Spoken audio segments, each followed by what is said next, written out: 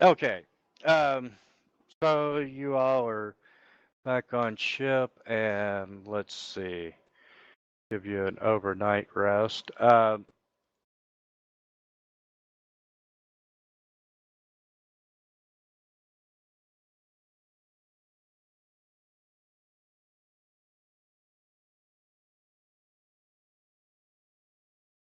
And Ugar would no longer be shaken. And let's turn off point blank shot.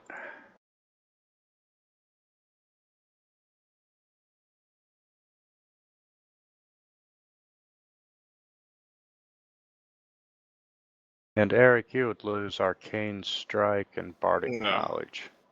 I would lose neither of those, sir.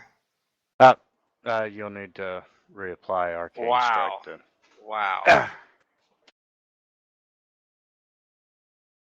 don't know if I can play in this campaign when this is just the way that the GM's treating me. Are you gonna make it? I don't know. Give me a few hours and a lot of booze. See how I feel. So as soon as we get going again, I'm going to put my mutagen on because I always cruise around with my mutagen on.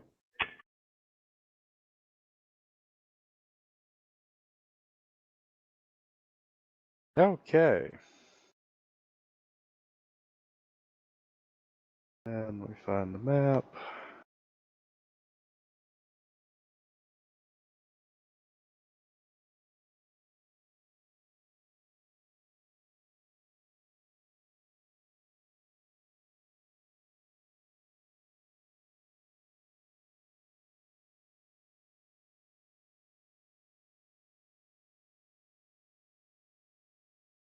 Let me try some dice here.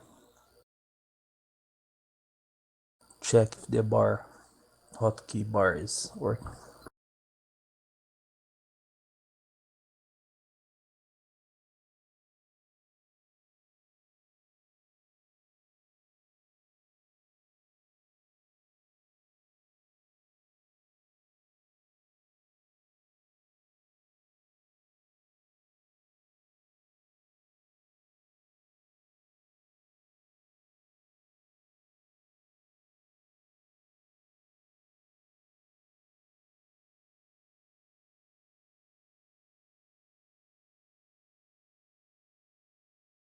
Okay, the next dream quest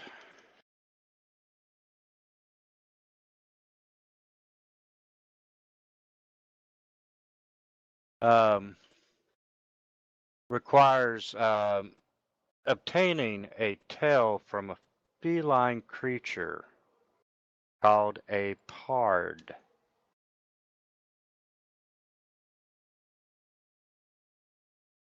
A pard.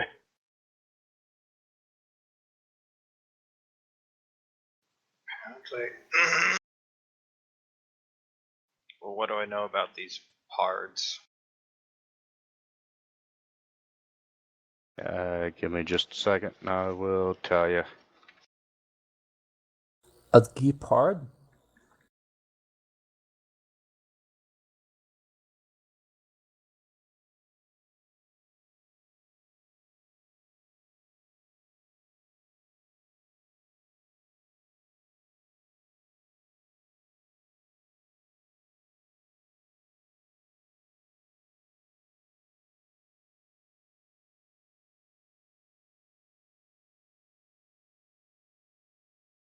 Okay, you know that it is a brightly colored feline blur that resembles a cheetah Blur? with blur, B-L-U-R.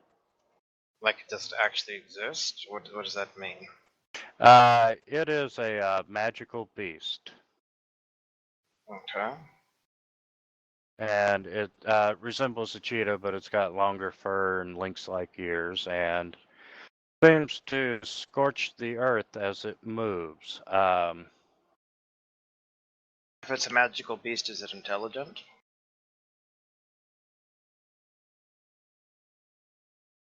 A little bit. Is it able to be reasoned with? Like, is there anything known about it that we might be able to say, bribe it with, basically, to get a piece of it? Do we have to have its whole tail or a piece of fur from it? What exactly do we need? You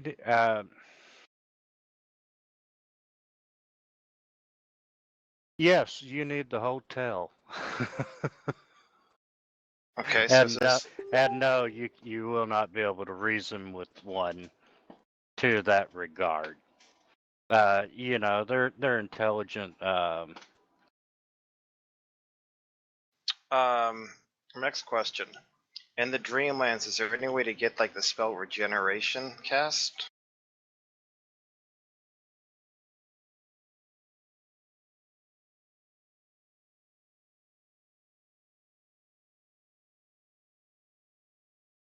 That. Basically, could we like cut off its tail and then regrow it?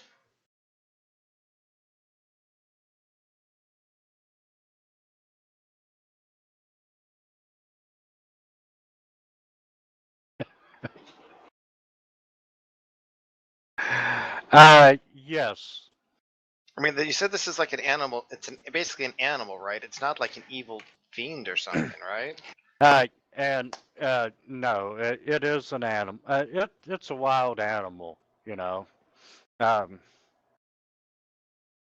it's about twice as intelligent as a dog.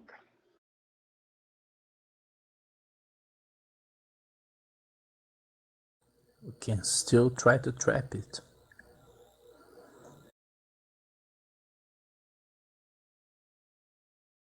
Don't you think?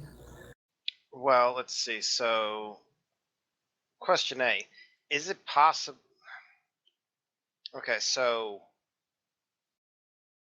it's a level 7 cleric spell. I think that means that Ugar can't even try to No. UMD to use it, because you can only use stuff from level 6 or less, right? Otherwise, you have to UMD it. Is there any realistic possibility as if us obtaining like a scroll of regenerate for me to try to UMD or something? Uh, Or are we just supposed to say, okay, let's murder the poor neutral-ish wild animal? Because presumably if it's a wild animal, it's neutral. well, you know, it's a here. Let's start by knowing what you've learned from doing the research. Okay. First of all, you've learned the proper passphrase. Um, you know that from the journal that Lao's, one of his diaries, indicates his intent to seek out the advice of Zoogs. Zeus, like the god Zeus? It's in the chat box. Zoogs. Ah. Um, it's a race of intelligent, rodent-like creatures Didn't we native. see one at level like 1 that was hiding underneath the distillery thing or whatever? Back in the Yes, you asylum? did. And you know that they're native to the Enchanted Wood. Um, they are carnivorous and particularly enjoy feline flesh. And Laos assumed that the Zoogs would know where to find pards. And according to a naturalist paper, basically you're looking for a feline with a blue and purple tail. So, you know, you're going out to murder a cat. I'm Doesn't particularly make me feel any better. no, but I'm not particularly um, mad because of that or angry because of that. I think if we are going to hunt, use the flesh to eat and the pelt to hot us in the winter and the tail for a good cause, it's no problem hunting an animal. We're not in killing an entire species or something like that. Next up, he says, no, you actually need every single pard's tail in existence.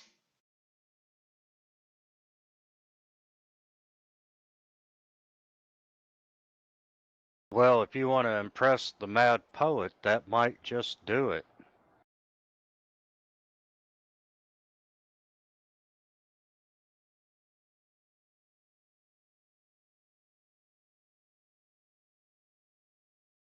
But this part is only one from the entire race, or there's a lot of them in the woods. You don't know that by the research. That's something we think we should research. If this animal is the last of the entire species or something like that, I'm against killing it. But if not, it's only an animal. We can kill it, the It's not an flesh, animal, and sir. It's a magical beast. okay, not that different. We usually kill animals to do our boots, our backpacks, our armors, our stew.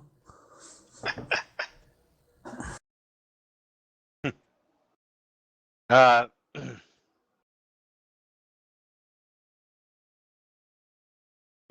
if it makes you feel any better, here it says that they are native rodent-like creatures. The Zoogs, you mean? Yep. So We're these not are trying to kill No, the no, Zoogs. no. I'm sorry. the pards. Yeah, you're pard is correct. small. The Zoogs are rodent-like. I mean, The these pards pards are supposed to be. cat-like. Basically, I feel like a poacher going after like a cheetah. Like, look at us, we just shot this wild beast. We're so awesome. The mad poet will love us now. Not exactly an appropriate, one of my oratory tales here. Or are these parts supposed to be like so monstrous that they slaughter all sorts of things and like one of the most deadly creatures in the cosmos or something? Well, Faust went in search of the Zoogs in order to get information on them. So, following in his footsteps would probably be a good way to go. Okay. Who knows? The Zoogs may hunt the pards. Or maybe And the other way around. yeah, they have one to trade. Let's find out the story. That's a possibility. And I'm going to resize this map and send a new one to you.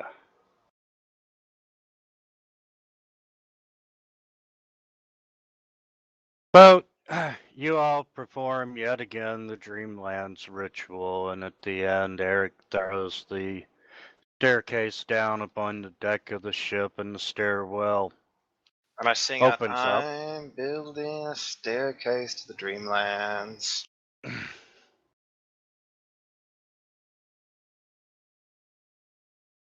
Eh, can you sing one more verse? Nope. You don't want me to sing one more verse either. And this time, when you emerge from the staircase, you find yourself on this wide, flat branch of this enormous oak tree. You can see smaller branches ending in sprays of wide, sturdy leaves and connect to the branches of other trees. We are inside the dreamland, aren't we? Yes, sir, you are. And Okay. you come out on this enormous tree and looking around in shock and awe of these enormous trees. You see that you're roughly 100 feet above the ground. Oh, that's it? Okay, that's no big deal. And these immense trees reach really high, up above you, and it's figure you're probably on one of the lower to middle branches, and everything it's daytime. Everything is brilliantly lit. You can see shadows where the leaves above you are providing shade.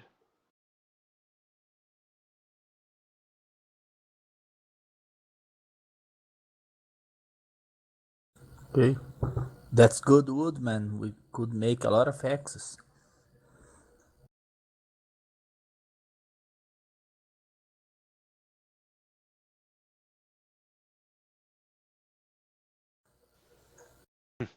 Okay. Um,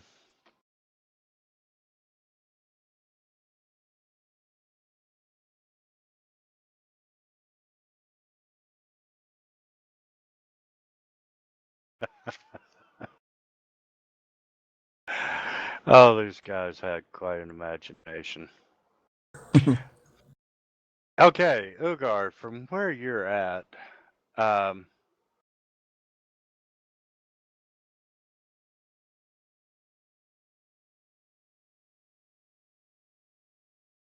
you can see up above you, up the tree branch ahead.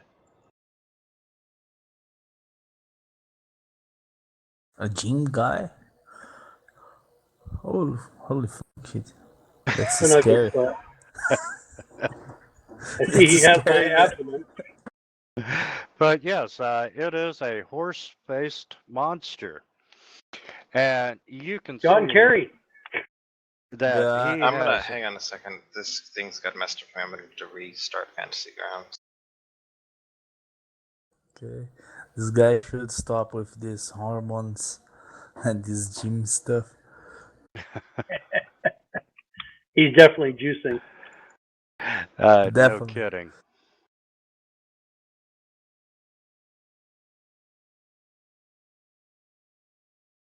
Go get him, Ugar.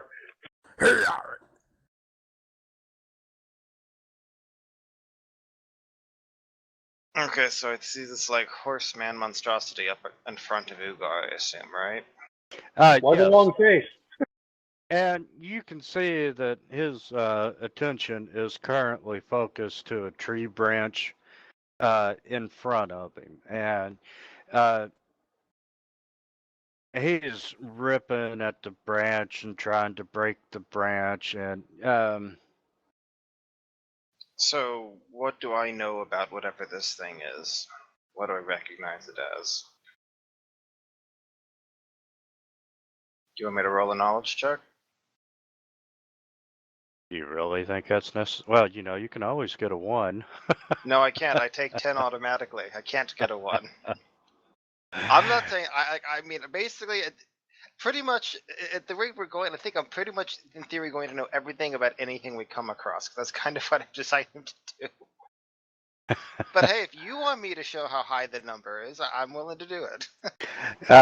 You know that it is a chaotic, evil, large, monstrous humanoid. Do I know what it's called? Its name is what it is called. Okay, so that's an actual generic creature name, not the name of that specific creature. That is an actual generic creature name. Okay, it's chaotic evil. Is it intelligent?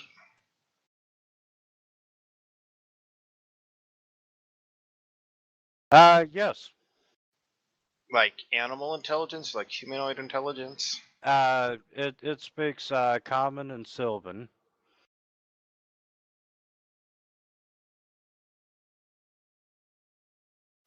Okay, I'll try to shout out. What? uh, Actually, it is more intelligent than Ugar. That's why I'm preparing the power attack. I'll try to call out in common. Halt, will you parlay?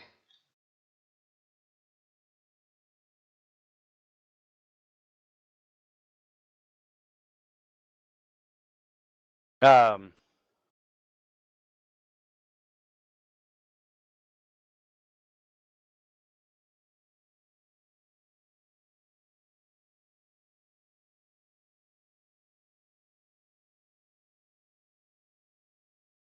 It turns around, and it's a little surprised to have you suddenly appear behind him and take him by surprise like that.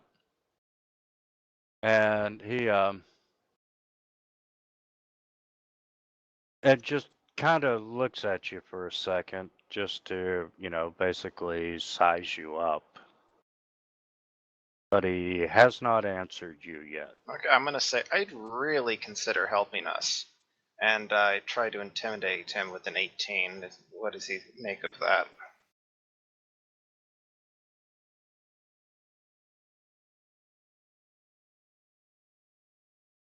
And I'll whisper to Sith under my breath, "Be ready. This thing could be nasty."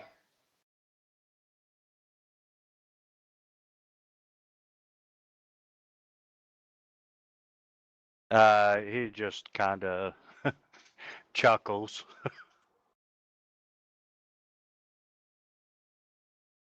Uh, no, because really you need to roll for initiative. Okay.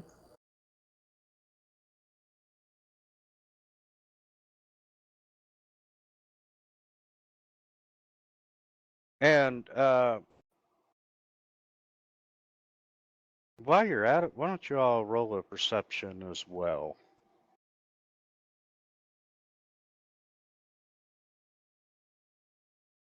I think I saw it. Okay, up above this horse-like creature,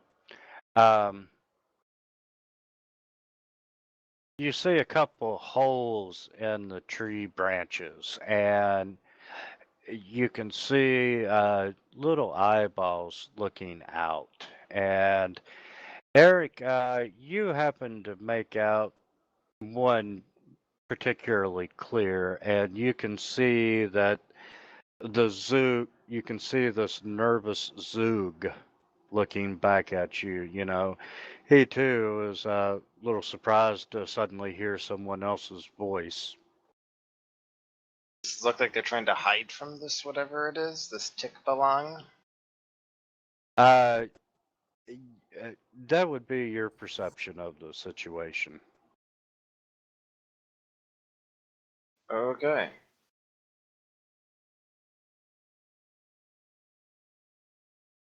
And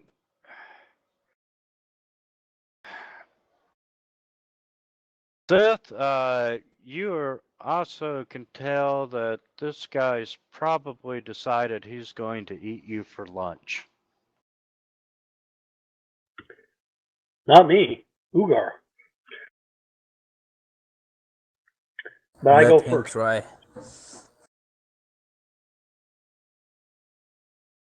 Out of curiosity, do we know how high up off the ground we are in this tree? You're said 100 roughly feet. 100 feet. 100 feet? Okay.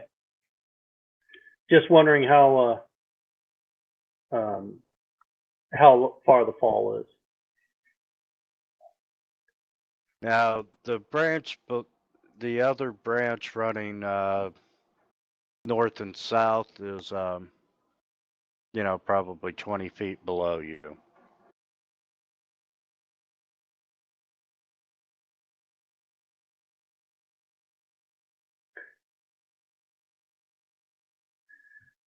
I think I'll move to there. That'll give me a -2 on my bomb Technically attack. -3, because you don't have point blank shot. Oh yeah. Well, I don't have point blank shot up on my. Yeah, I just meant Guy, in general. Yeah. Even if you're 30. Yeah, relative to what I would usually. Yeah, absolutely. So we're going to go. Let's see. I always get this wrong. So I have to do it. I do it as a spell that I cast, but then the damage I do on the weapon, right? Yeah, because this is the range touch. Okay. But then I go up here to do the damage.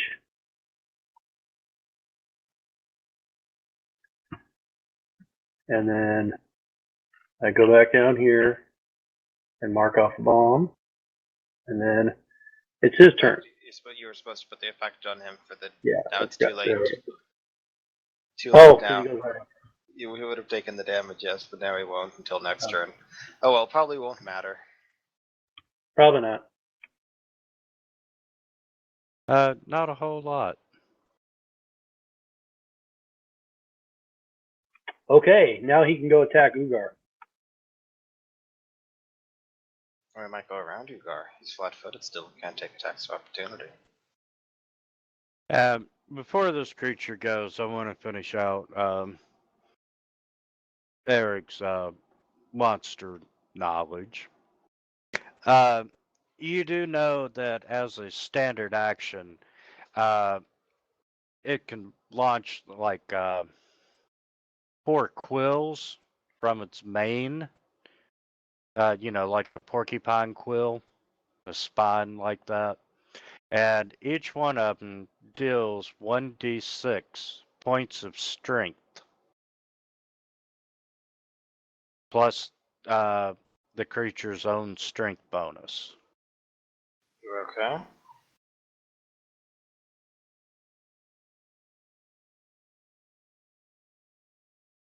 Holy shit.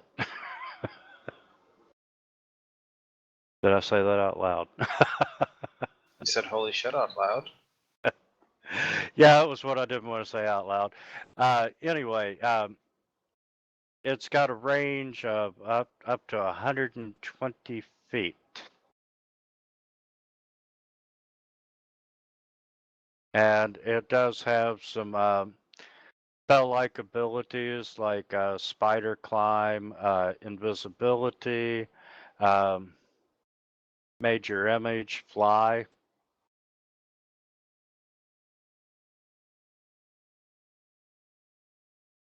How that this horse shit creature. And it's going to come up to Ugar. And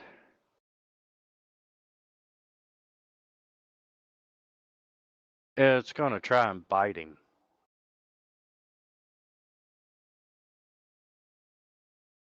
Shit 13. Told you it was going to eat Ugar, not me.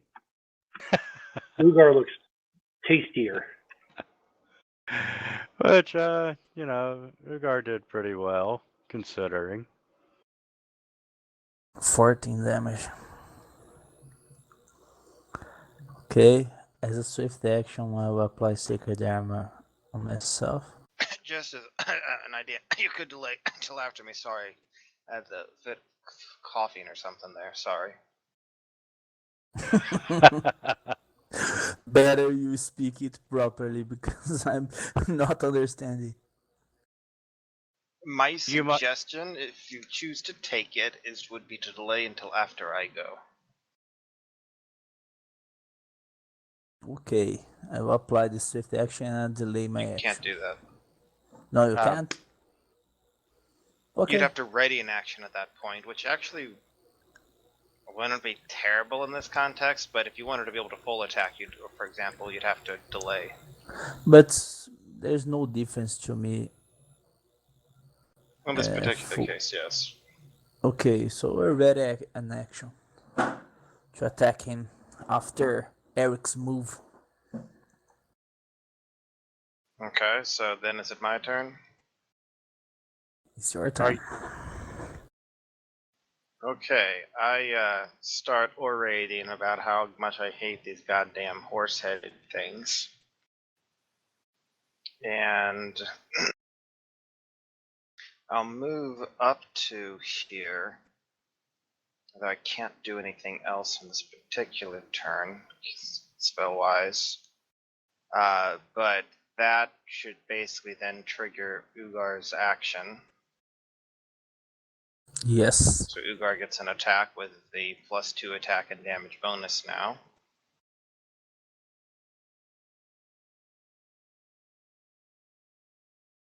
Okay.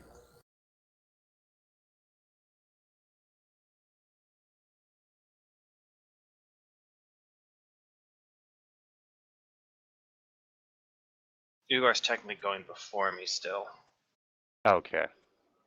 Which is going to lead us to next turn that he probably wants to delay again, but Sorry if I probably clicked 2 times, but hit anyway.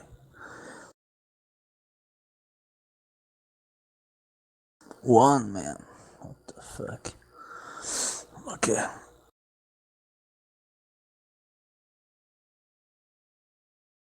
okay, then my turn's effectively done. So I've already done that. And I'll say, Okay. wait before your next strike, Ugar, or something like that. Okay. Actually, you know what? Here's what I'll say. I'm gonna say something different. Mm-hmm. I'm less than 30 feet, so I'll put on my point blank shot. I say that.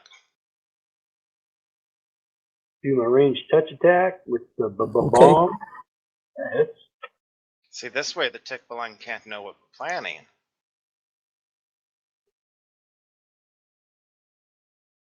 A good use of the chat window. I'll go ahead and And before, apply the debuff before you end your turn. Wintermeat, can you adjust that to 2d6? Because the other one never actually went off because of the issue. oops, sorry, just click.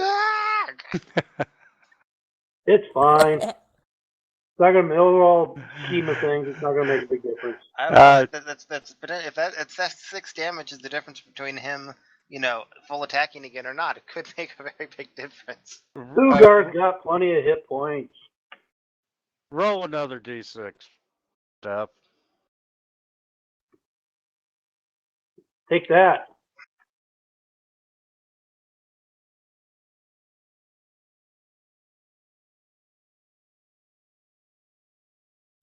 And now we're back where we belong. Okay.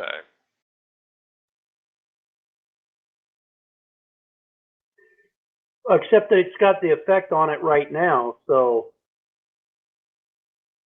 But the effect only takes place at the start of his turn. By the right, time that's it's what your I'm saying, turn though, again, is- it'll disappear. okay. Okay. He's a little pissed off about that, and he arches back a little bit further, and Ugar, you see these 2 hooves coming down towards you. Wilbur.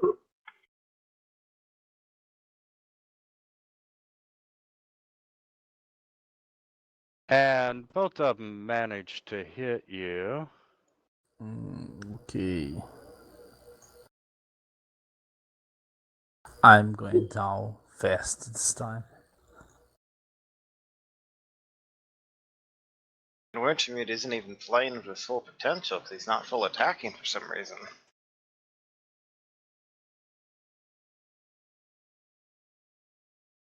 Okay. I will attack him. As a swift action, I will cast a fervor to heal myself. Oh no, Eric. Wintermute's saving the full attack for you.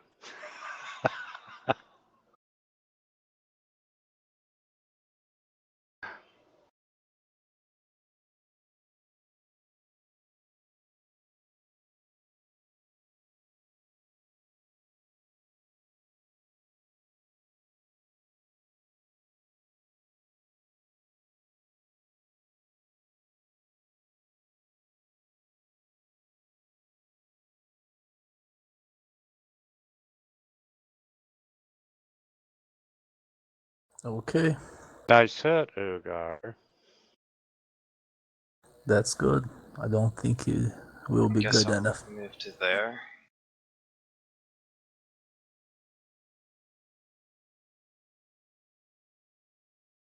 And shout, hey, ugly. Try to get him to get my point.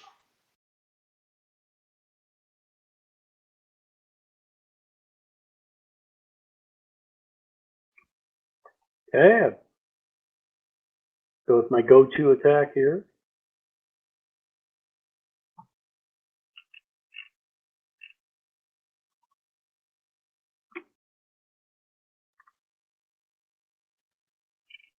So do I need to put the effect on him, right? Yes. Then I move on. There we go. It's odd to me that it still shows in his box even after he's taken the damage, until after it moves on from him. It doesn't. The effect doesn't wear off until it's your turn, but the effect only applies at the start of his turn. Right. No, I understand. It's just odd to me that it's like a oddity that it's not like as soon as he takes the damage, the effect should go off. But whatever. Well, if it's it fine. had 2 rounds of duration, it would still linger until the next turn. Basically, the way that they work is that the debuffs or effects expire at whatever the person who applied them, their initiative. Right. Anyway, so he takes it out on Ugar again, I assume. Actually, Eric was the last person to hit him, and he's got reach. So he kind of rears back, and Eric, you have 2 hooves coming towards you.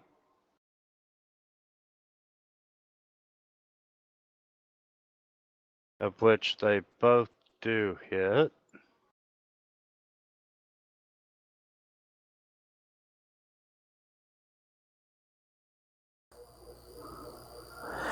He's attacking us with what? Hooves. What is that? Sorry, I don't know this word. Horse The- feet. Yeah, Okay, horse okay, feet. okay. Horse. Cascos em português.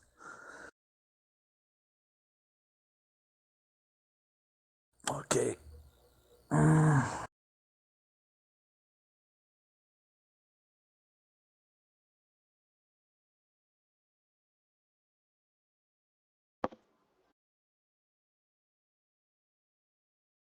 I will cast another fervor to heal as a swift action.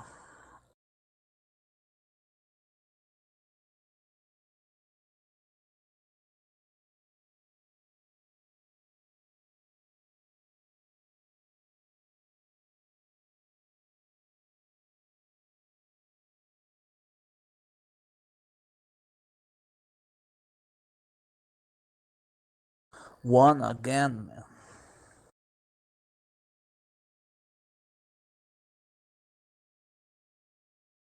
I'll try to 5-foot step over there.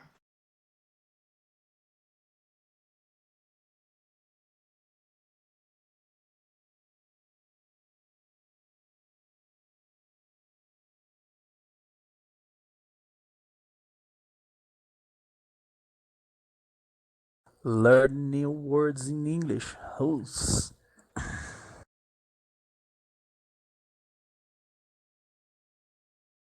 And I'm gonna shout out, that was all luck, you idiot. Try me again. Trying to bluff him.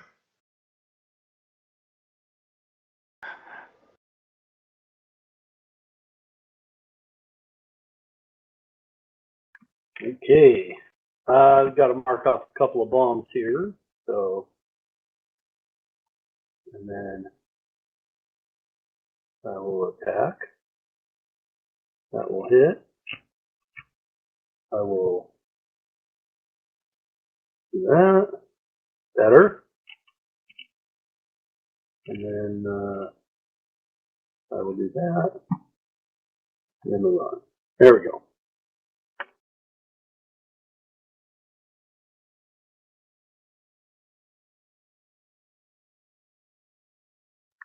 Taking an awful long time to die. Did my bluff work? Is he gonna try his furious and try to hit me again?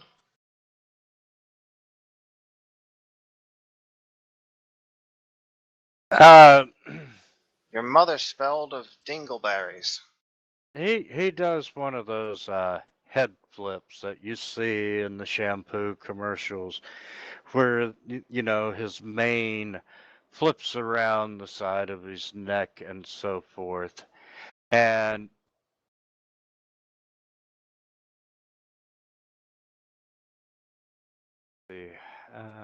Like we're fighting Fabio. exactly. What's this thing's charisma?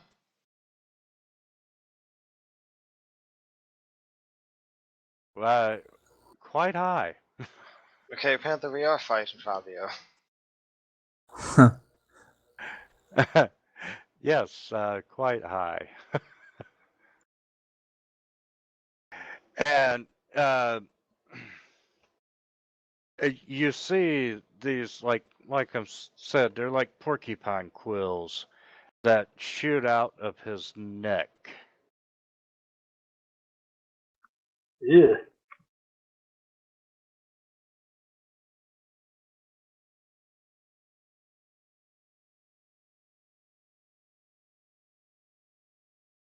And let's see, he hits Eric.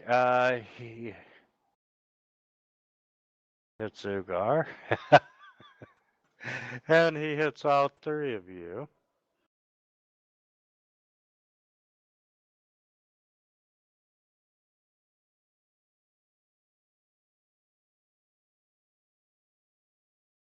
Where's the force spine going?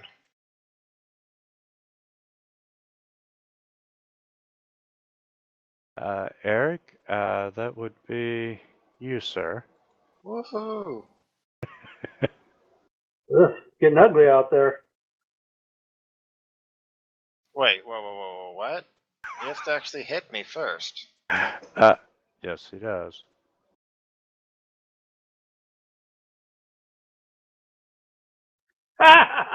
Fucker.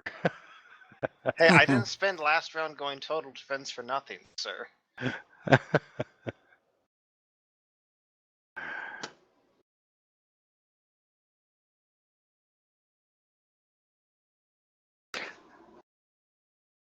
Ugar. Hmm.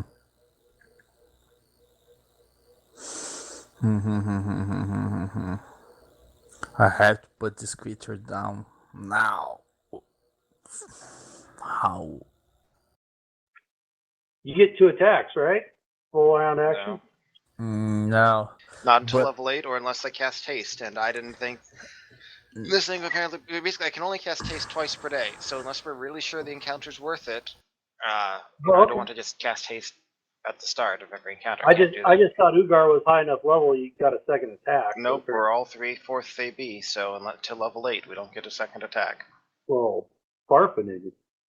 The only person who gets a second attack is the one who's not been here for the last 2 sessions. Stupid Poppy.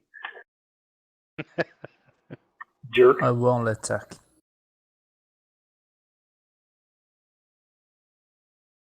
Oh! Yeah, baby.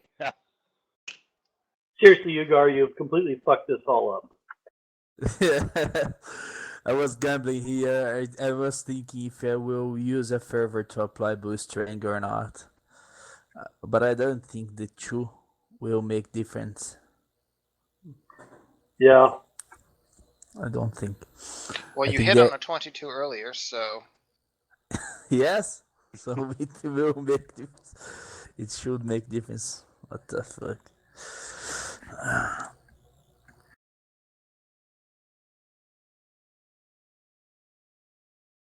Anything else you want to do, Ugar?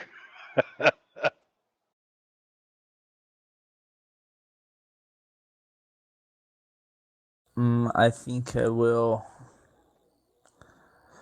I will cast a fervor to swift action a curious serious wand. We are almost done here. I will spontaneous cast, so I will burn, discard my protection for an energy, 3rd level.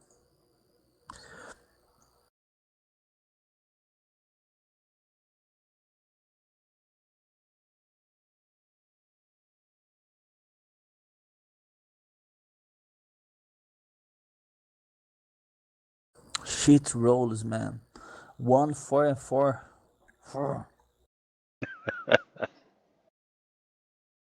okay. Well, I'm not as much of a coward as you guys here, so I'm just going to see if I can try to finish this. Just to make sure I'm understanding this correctly for a second. So, What's your strength, Ugar? 16? 17 was 16, and I put one Okay. more point in the level advancement. I guess you do only have 15.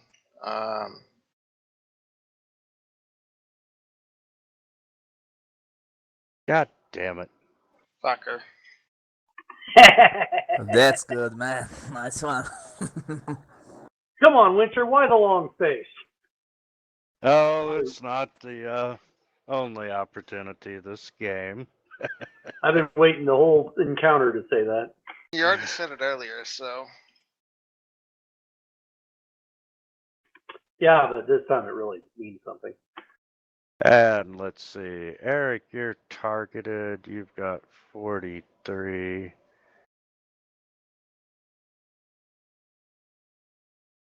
So full attack.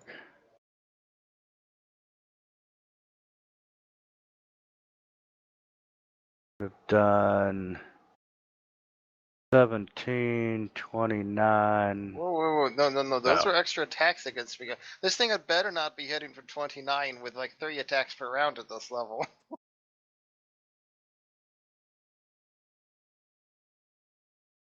So you would have, let's see.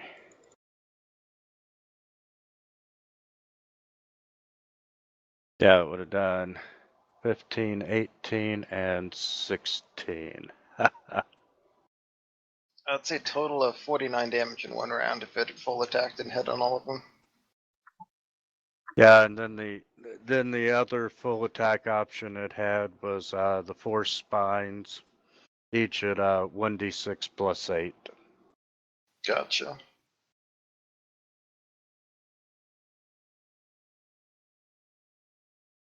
Okay, this horse-headed creature kind of just falls down, and it's on the side of the branch, and it just kind of slides off the Well, hang branch. on. Does it And have anything valuable before we let it just fall off?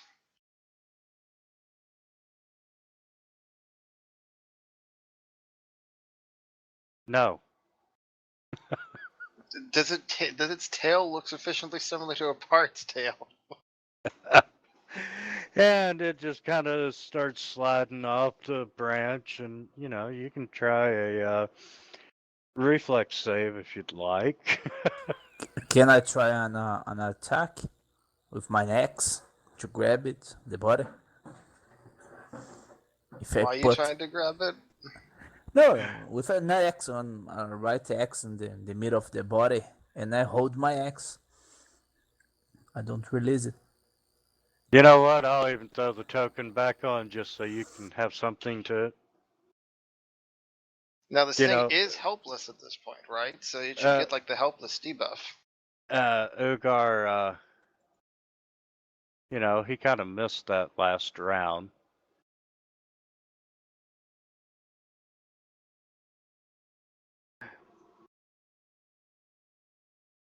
Can I make an attack or Yes, you can make an attack. That's it.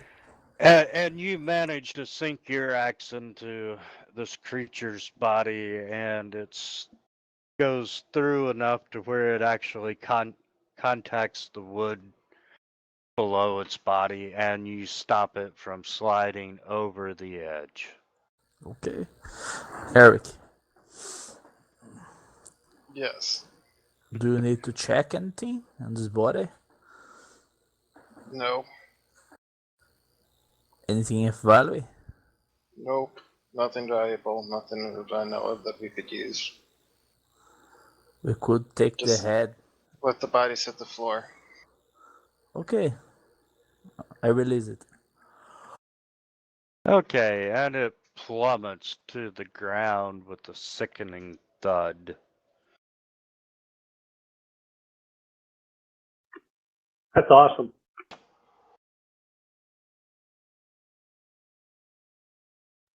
And you all are now out of combat. So I'm gonna look up and say, so, are you all friends or foes? Or what languages do I know that these Zoogs speak?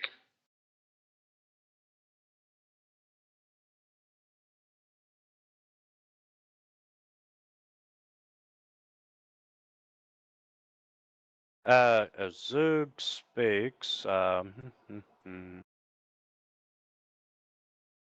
Akalo.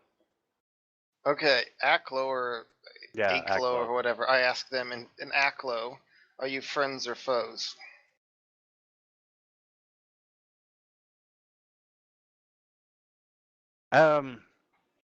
You can see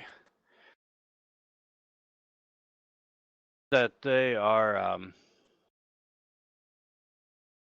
hesitantly starting to come out of their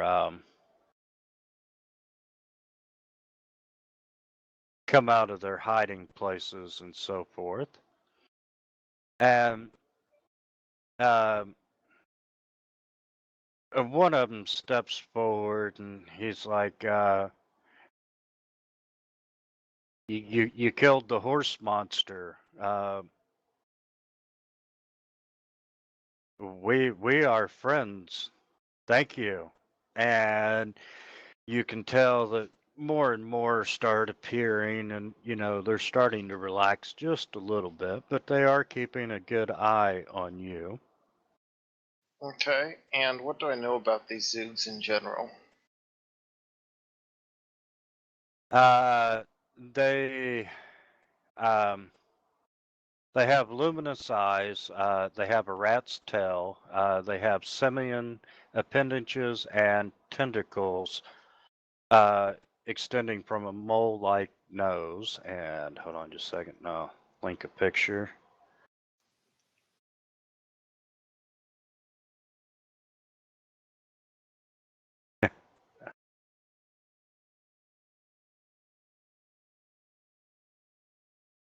What's their overall outlook on life?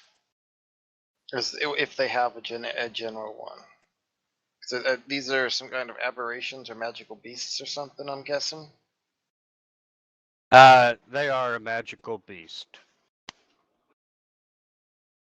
Okay. And they are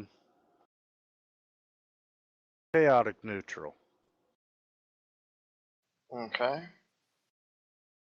And So we have a chaotic neutral creature we're going to help for to track down another. Do I know what if it, I guess it's a magical beast, so it might not be true neutral. Do I know what pards generally are? Do they have something relevant? Does it have enough moral sense to not be true neutral?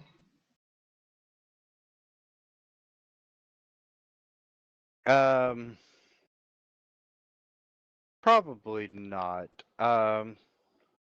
You know that on occasions, spellcasters of a certain level of depravity will employ a Zug as its familiar. Okay, so why does they have to be a special depravity if these things are chaotic neutral? That is Also, if it's chaotic neutral, why are they using a human hand? I don't know. I'm just asking. Oh. Okay, yes, I do know. You know that Zoogs typically eat fungi and plants, but they have a taste for the meat of sentient creatures.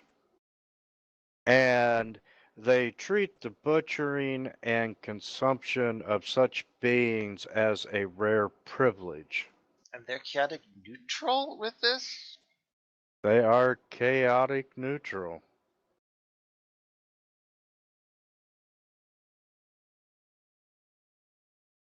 That seems very strange for being killing and butchering sentient creatures and enjoying that.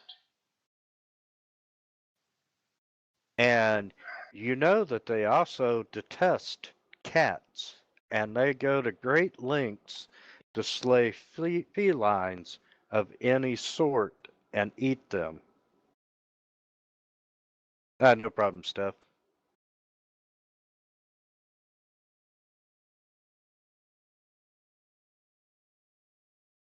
Well, Ugar and Sith are both AFK for a moment, so maybe we should pause.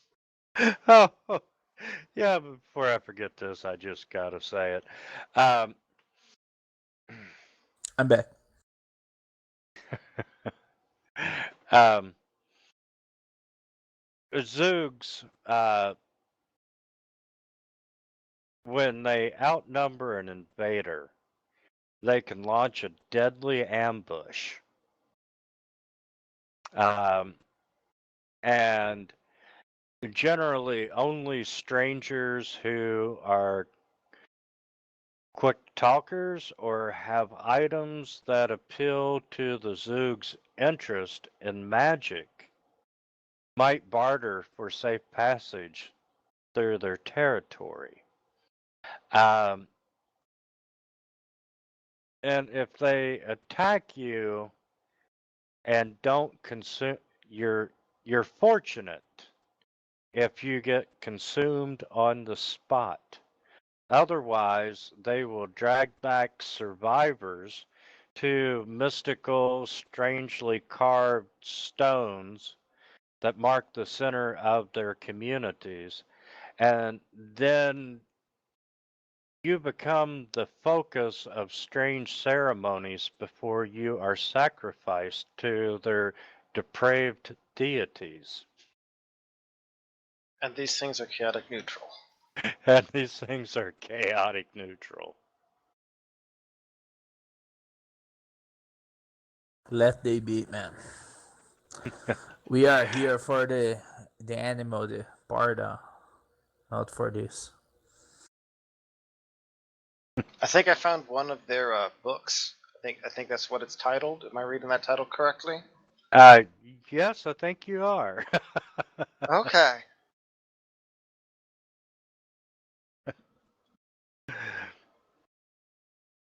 um, but right now, you can tell that they are extremely thankful for you killing the creature that was pursuing them.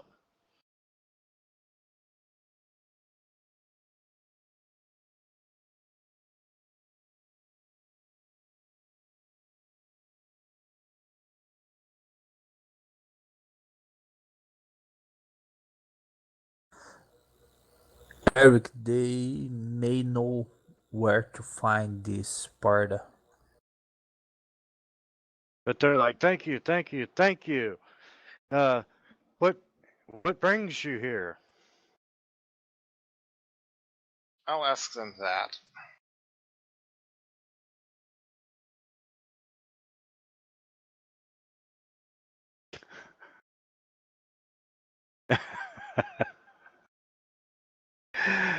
um, Oh, and before they respond, I'm going to add this on.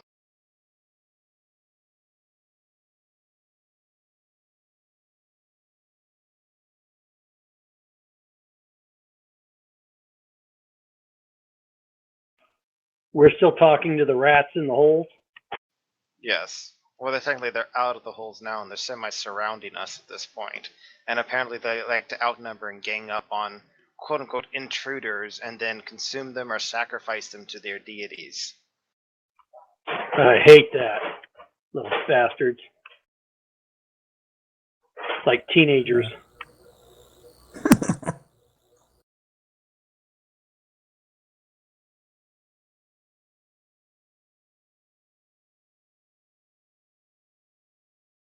so, Eric, you hear them respond, and everyone else is just hearing the gibberish.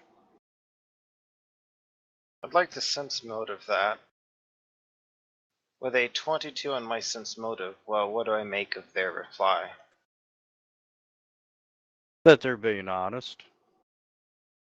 I'll mutter in common, since they don't understand common, and by they I mean those Zoogs, though, Ugar apparently is so low int that, maybe he doesn't understand common, who knows?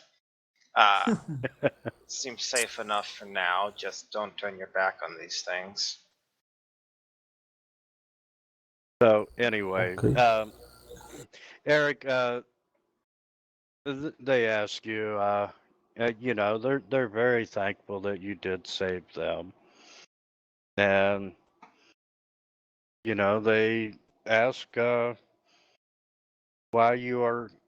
how did you come to appear on their tree branch?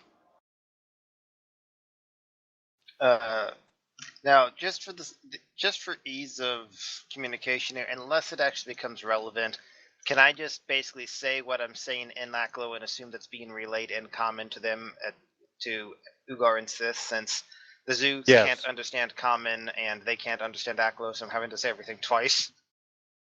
Yes, pretty much. Okay.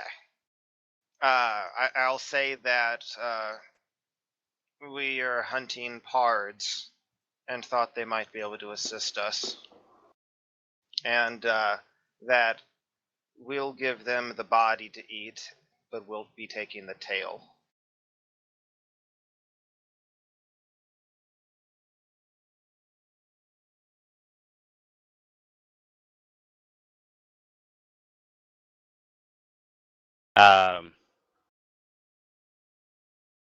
Well, yes, you're I'm speaking their language, literally and metaphorically. yes.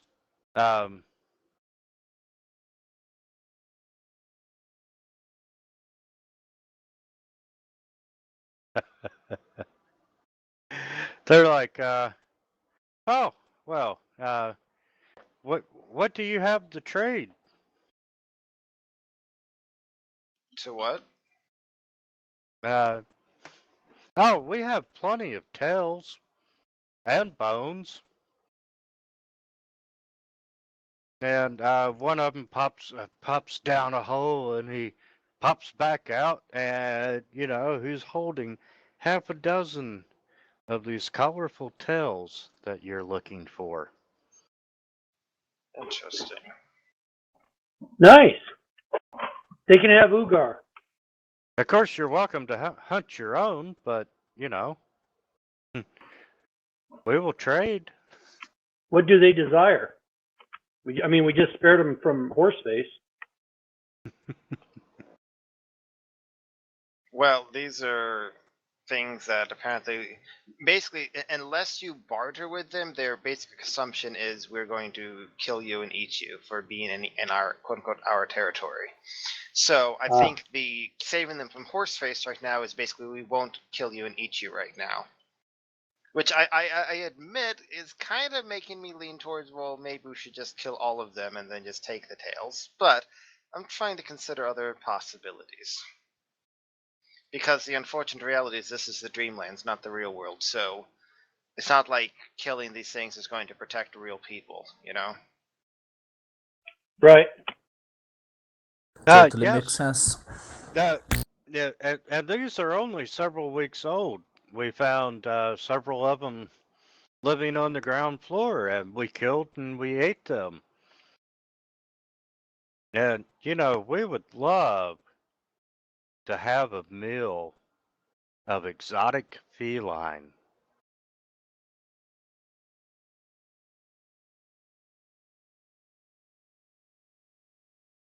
We love roasted tiger. I don't think we have any tigers on us, so I'm not sure we can assist with that. And So, on a meta level here, you said items that appeal to their magical curiosity or something like that? yes, What would I know that to be in general? Like, what kind of stuff are we talking about here? Because here's the thing, right? Like, I imagine saying, "Oh, here's a scroll of mage armor," right? That's probably not going to interest them very much because it's like stuff they probably can't even read. rings, trinkets, um, pretty much anything that they haven't encountered before.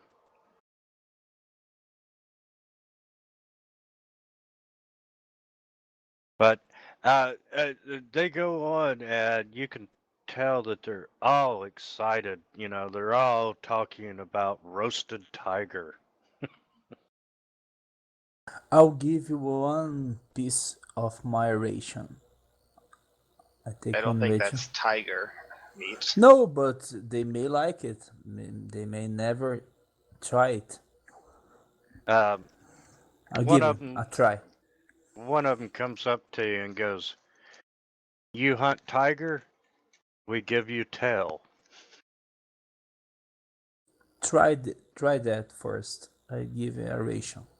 I think they're pretty much interested in fungi and plants and meat of sentient creatures. I don't think your rations really fall into either of those, Ugar. I'm sorry. Okay. And one of them sniffs your ration, Ugar, and he just kind of sticks his nose up at it and is not interested at all. Okay. Only tiger then. They are pretty These are stuck up selective. rats. Yeah. Okay, so as what do I know about the Enchanted Forest? Is it like magical beasts and normal beasts living there? Like, is there going to be like a tiger on the ground floor or something? And how dangerous are tigers compared to the parts? Yeah. Or And the is this a part. tiger or is it like a dire tiger? Because those are significantly different. um,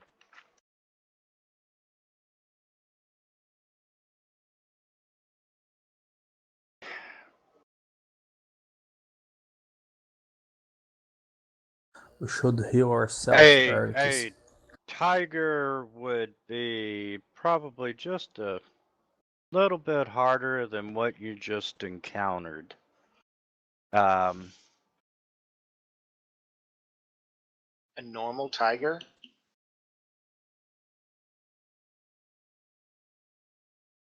I'm sorry. A normal, yes, the tiger would be, it'd be about equivalent. So I'm assuming that this is kind of special tiger then, not a normal real world tiger. Right? Well, yes. Well, you're in the dreamlands. God knows Right. exactly, truly what it could be. Um, but it, they go on to tell you that they know where there are several tigers.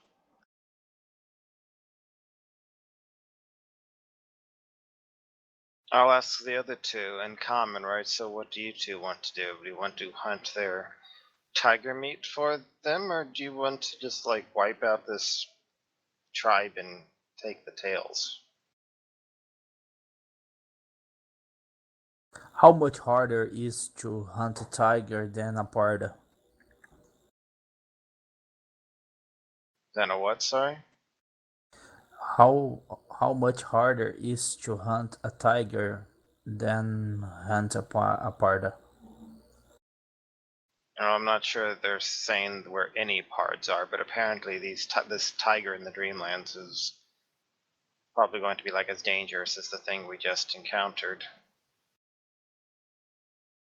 But they keep on telling you, you bring us tiger, we'll give you a tail. Can we see a tail? Yes, they already showed us like half a dozen of the tails. Okay. Can I sense any trickery or deception with a 29 with what they're talking about? No.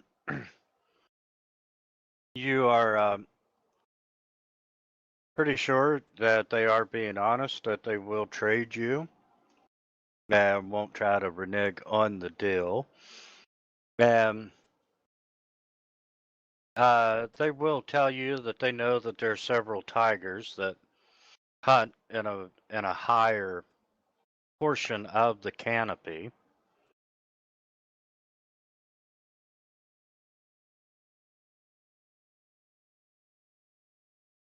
And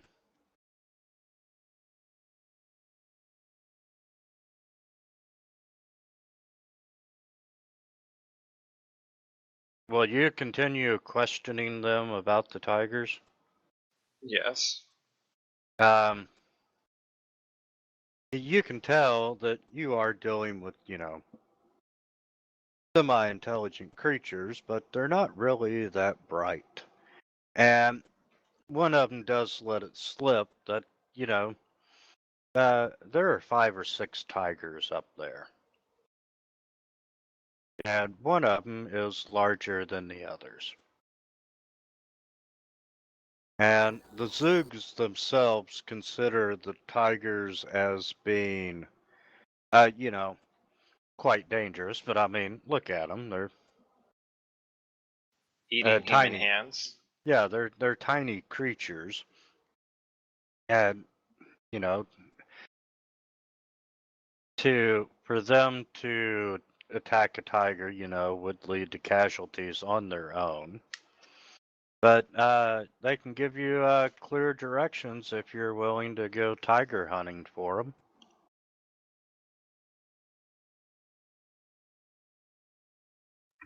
Do Well, this You really have a choice. so they're asking for. Bring back the body of a tiger. And is there anything that I can see or think of that would be valuable besides the pard's tail?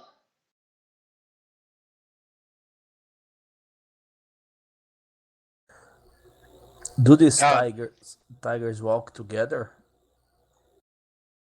Judging by the reaction of this crowd of Zoogs now, everybody is talking about roasted tiger.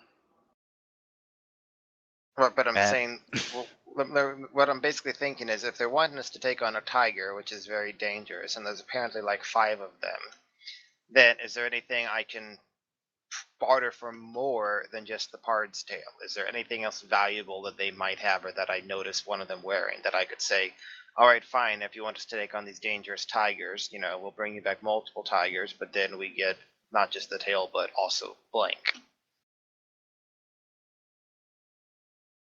Or does it seem they're just a bunch of tree-living primitives with an obsession with eating cats and a few cat tails?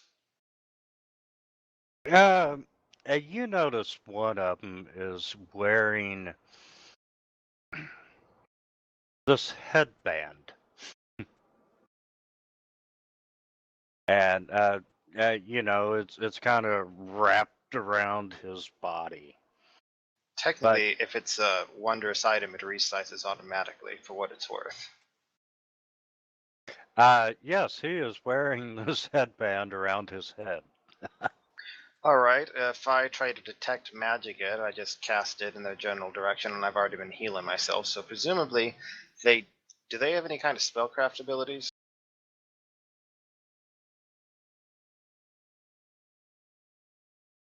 I mean, probably not, so I just cast like Cure Light Wounds on myself and several times. Now I'm going to cast Detect Magic Uh, and try yeah, to. they they have 2 spell-like abilities. But can One they? is Do they know anything about magic themselves? detect magic and speak with animals. Okay, but if I cast a spell, are they able to tell what it is? Um, no. Okay, so I cast Detect Magic and try to figure out what that headband is. Am I able to decipher what it might be?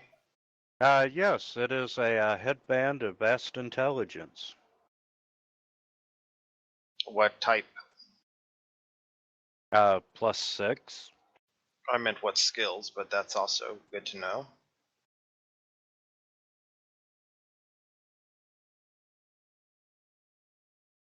Hold on just a second. I gotta reset Just my screen.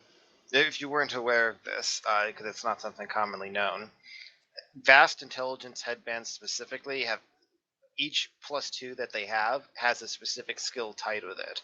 So it might be, for example, a headband of vast intelligence with, and I'm just making this up, acrobatics, appraise, and bluff, because those are the top 3. I just picked them in alphabetical order, right? And so if you wear it, you get full ranks in those, but nothing else. But in theory, you know, you can craft them with anything, any intelligence, any skill ranks that you want them to be. Now, if it's already crafted, it'll have 3 already set.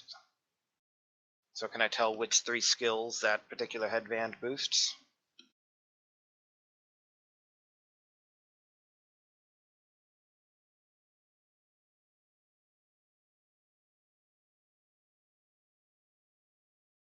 Give me just a second.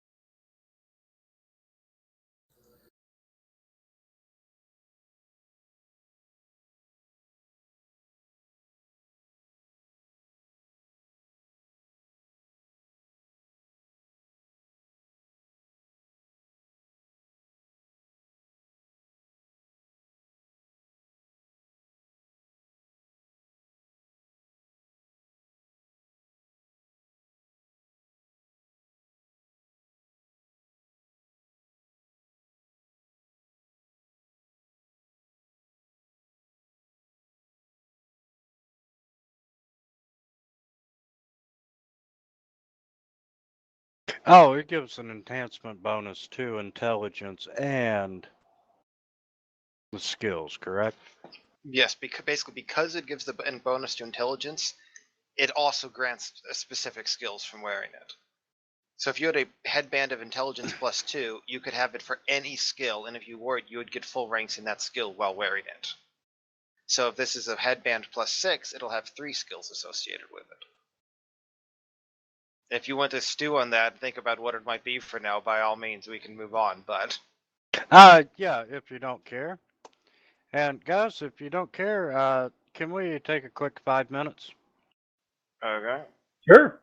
I mean, I Okay, care, but okay. I'm willing to say, like, okay, I think you might not have realized that's an issue, so rather than put you on the spot, give you time to think about it. Yeah, appreciate that. Because, yeah, I forgot about the skills. Okay. No problem. Restoration potions at times. You can get protection from arrows if you think there's going to be archers without magical weapons. See, invisibility for fighting stuff with invisibility would be good. Wintmid, are you there? Yeah, I am. Can you drag me to another channel for a second? Yeah.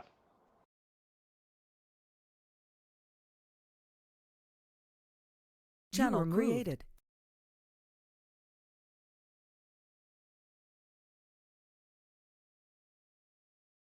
Insufficient permissions.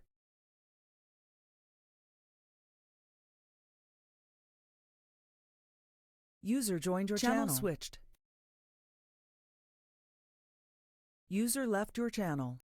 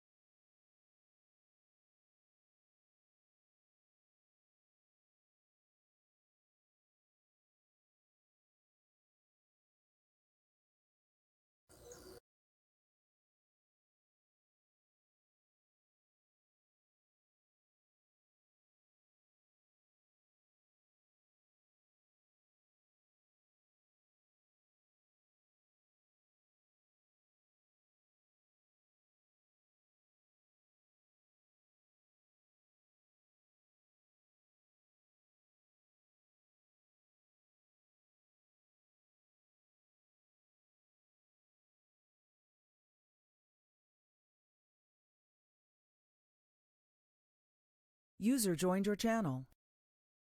User joined your channel. Okay. Okay, So, so these things, let's flip the fact that there are apparently like 5 tigers or something, right? yes. And I'll say, okay, if you want us to bring back tiger meat, and apparently there are actually a bunch of tigers up there, then we're not just going to need a part's tail, we're going to need something else. Like, and I'll point to the monkey thing, and I'll zoog, and I'll be like, that headband.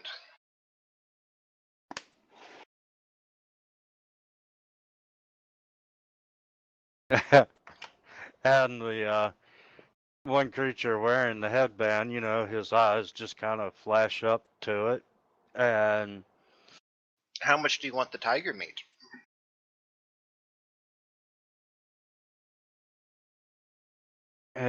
you can see Tiger that. meat. Mm.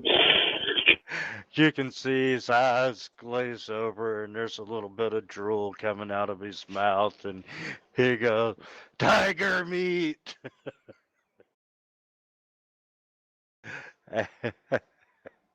And he reaches up and he takes it off, and he walks over to you, and you know you can tell that he's just really thinking about tiger meat. And he's like, "You don't bring me tiger, I'll kill you." And he gives you the headband. Oh, that's mighty generous of him to be giving it up front. Alright, we'll bring you the best tiger, the finest choice of tiger meat available. Tiger meat.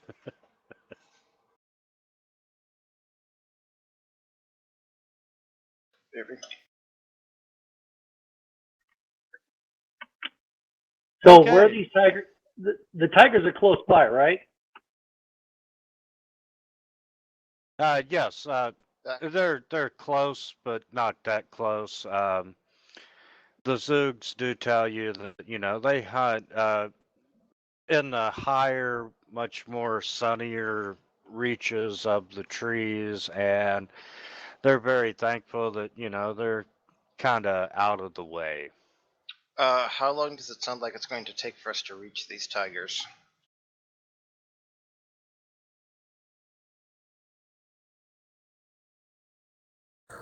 45 minutes, maybe.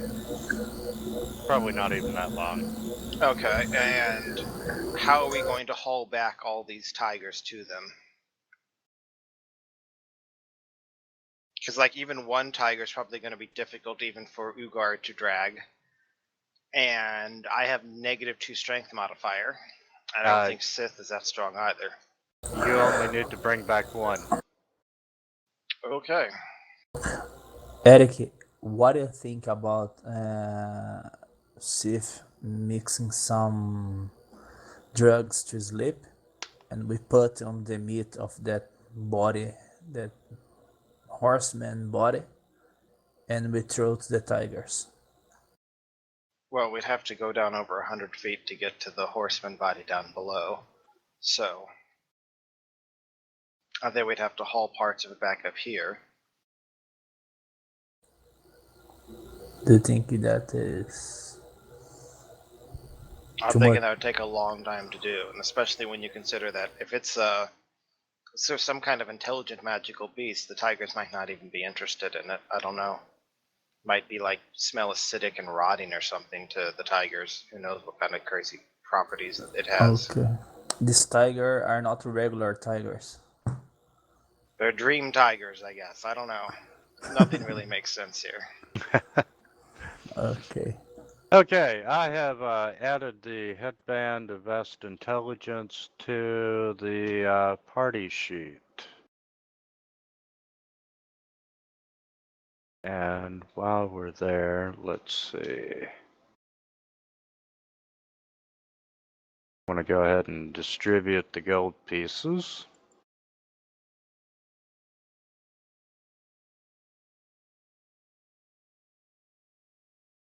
And Sith, Yes, sir.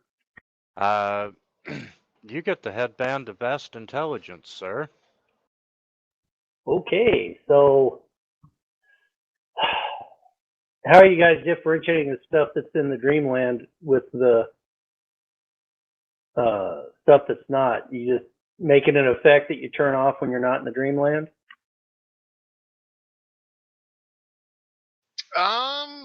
That might actually not be a terrible idea for the headband of intelligence specifically.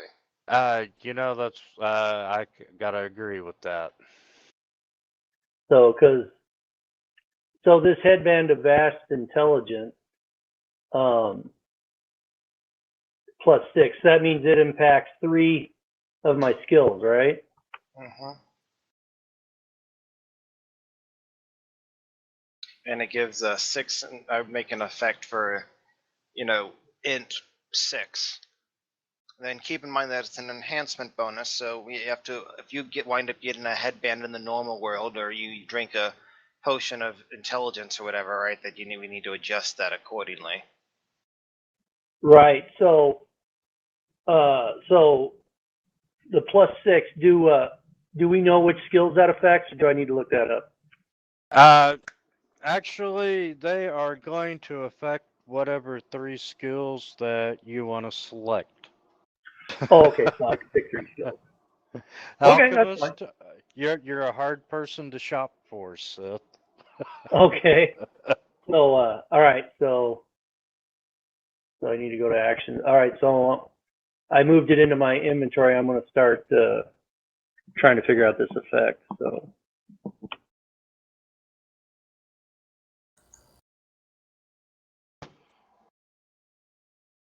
So the Zoogs give you all a detailed map. Hooray!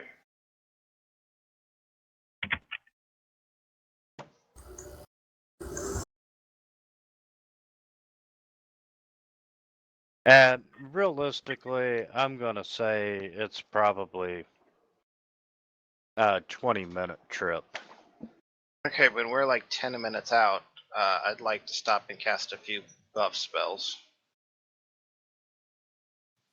before we're even kind of close. But basically, my spells last 70 minutes. I want to make sure we're close enough to the Tiger's territory, or reasonably sure that they're going to last for that, but not so close that, the Tigers are already stalking us.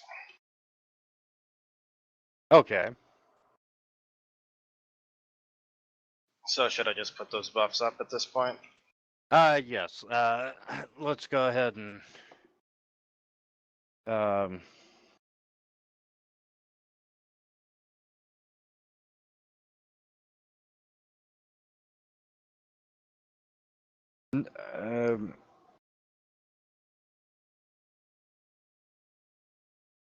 yeah, go ahead and put the buffs up. Okay, everyone has heroism now. It's the main thing I want to cast for now.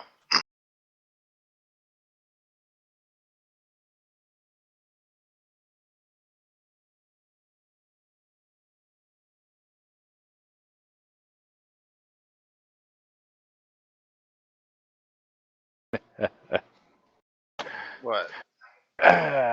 I'm just reading ahead.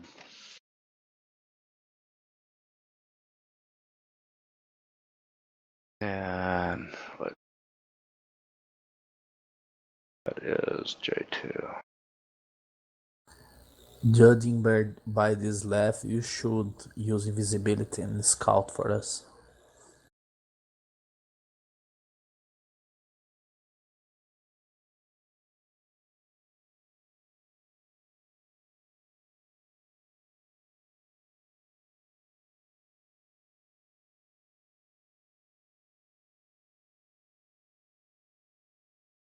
And y'all want to do any healing before you set out? I already did.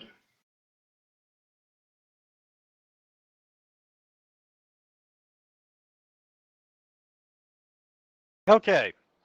As you travel throughout the trees,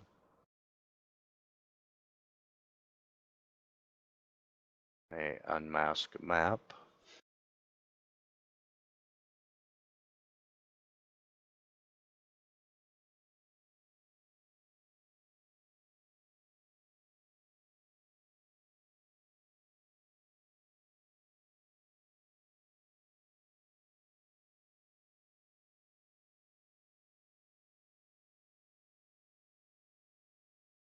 I so wish Fantasy Grounds would automatically put the token in the grid, line it properly. Yeah, it's definitely a pain.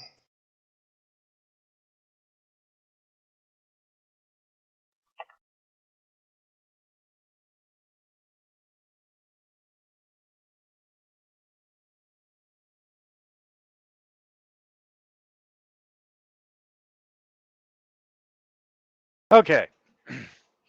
And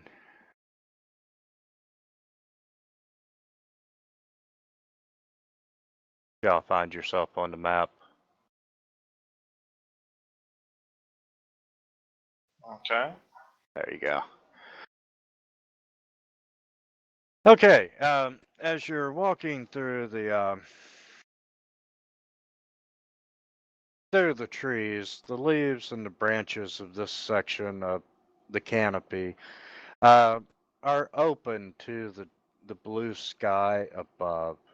And, everything's in bright sunlight. And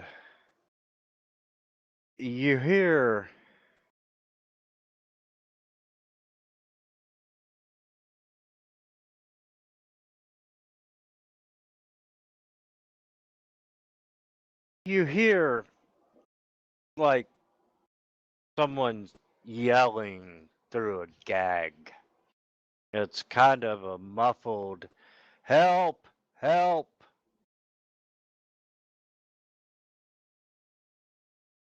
And up ahead, you see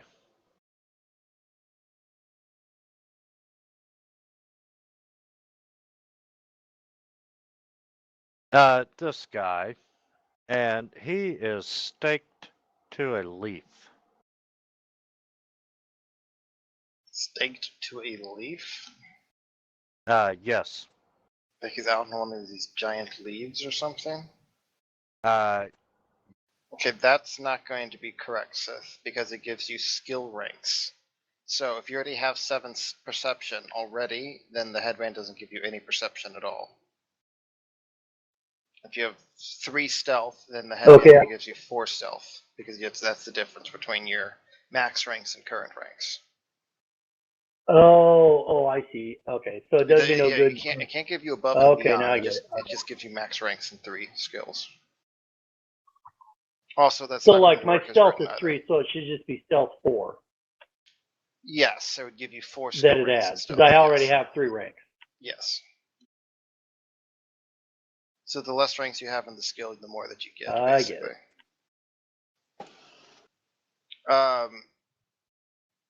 Looking at him, do I see That's why I'm trying to anything figure it out here. else around? he is staked to this User leaf, in your channel timed out. and around him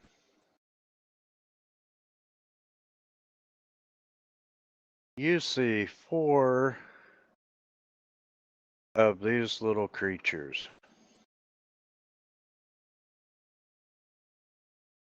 User entered your channel.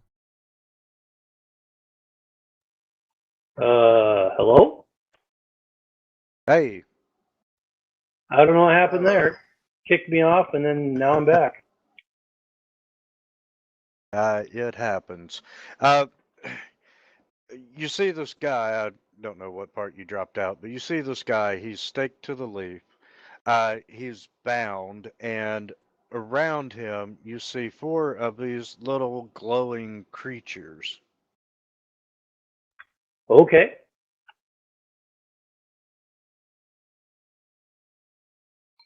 Do I recognize what the heck these things are? Because they look like flaming naked women or something? I'm gonna make you roll a knowledge planes, Eric. Okay, I roll a knowledge planes, and I get a 29. You know that they are a neutral evil fae.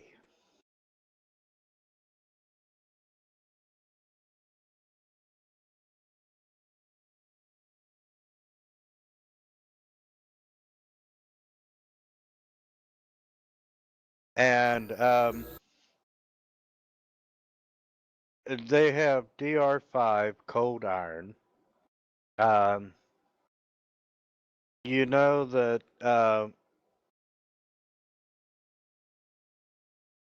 when they are in areas of bright light, they are invisible. Um,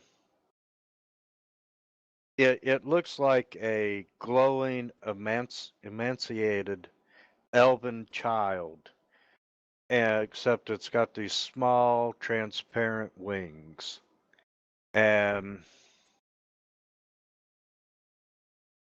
the darker the area, the less visibility they have. Um, you know that they can use a dimensional door. Um, they typically coat their weapons with a shadow essence potion, which initial effect is it one strength drain, and then the secondary effect is 1d3 strength damage.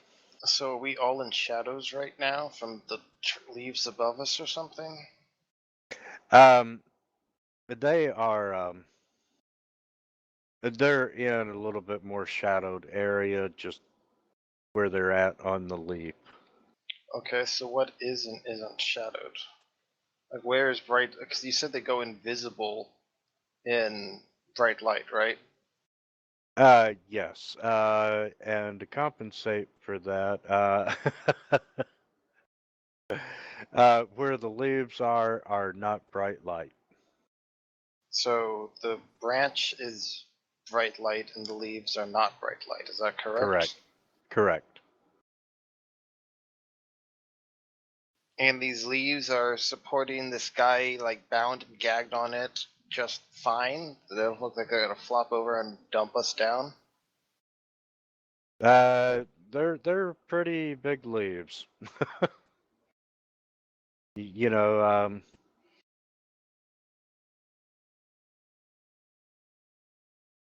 unless you're truly on like the outer edge of the leaf, you won't have to worry about it giving way. Okay. And so there's four of them around this guy who's like you said bound and gagged, or he was shouting as if gagged. Is he actually bound and gagged? He is, you know, he's staked to the leaf, and he is gagged, and you know he's struggling as much as he can and so forth, and he's, you know, he's yelling through the gag, "Help!" What do Uh, these things, lurkers in light, what do they look like they're trying to do right now?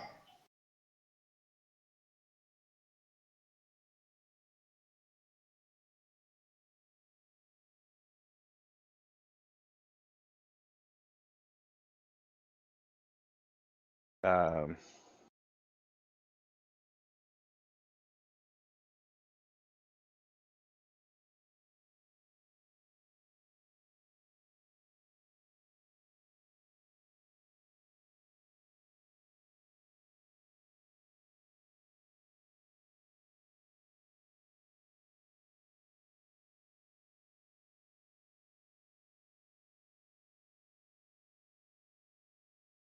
you know, that is a good question.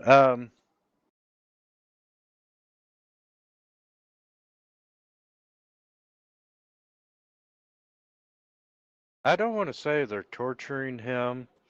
Um, the book says that they have been guess they're gonna eat him.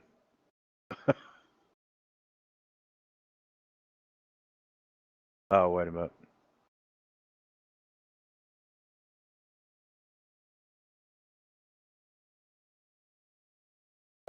You're pretty sure that they're gonna sacrifice him.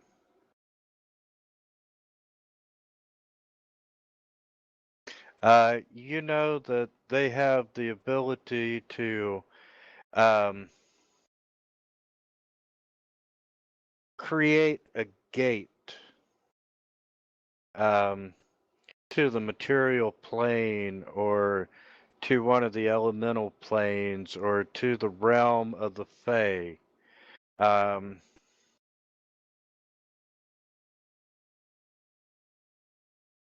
Creating the gate requires a sacrifice. Okay, so basically we need to get over there and fight them on the leaf, not on the branch, because if we fight them on the branch, they'll be invisible, but if they're on the leaf, they'll be partially visible at least. And stop them from sacrificing the sky? Is that an accurate summary? Yes. Okay, what languages do they know?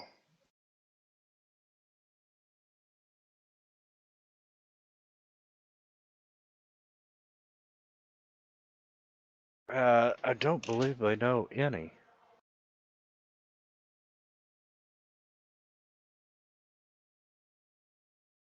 Double check that. Entry.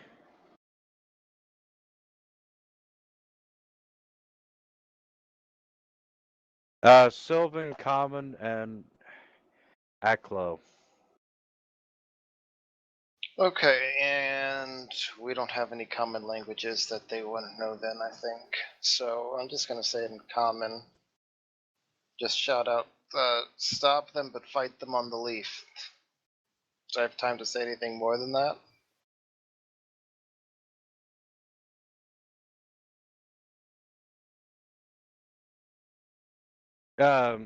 Are you shouting that? Because Yes.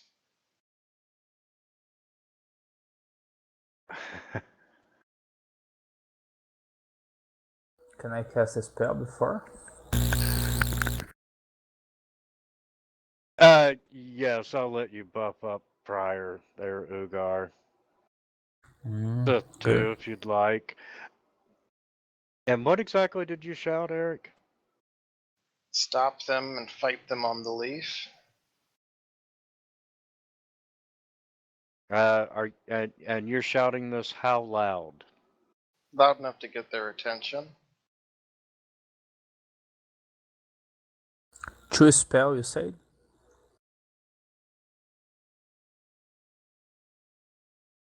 What'd you say, Ugar? How much spell can I cast before start? After you're done, you need to roll initiative. So, go ahead and apply your buffs. I'll give you, Okay, So but do any of you want any of these extracts before we swing into action? The ones that you have, I mean, Ugar could use shield, but yes, should.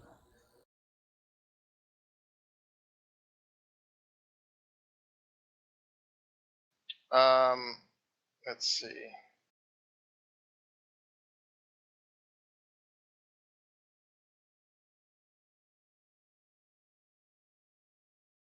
Did that work? Yes. If you have no other use for it, did you say you had? I'll take the blurred movement thing and pop that. That's you have no other use for that.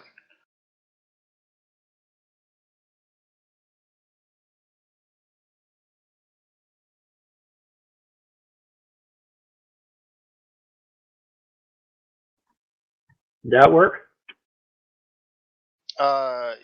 Yeah, but it also only applies when I actually move. So Yes, it does. It's not like a blur where you can stand there and they still have a mischance. It only gives them the mischance while you're moving. If they like it, so it's good for an attack of opportunity on you. But if I move twice my speed, it lasts till the start of my next turn. okay, I gotta check the duration. I show 5 minutes. I'm not sure if that's right. That's correct. Or 7 minutes, actually, is what it should be. Oh yeah, it's been it's been a couple levels. Sorry.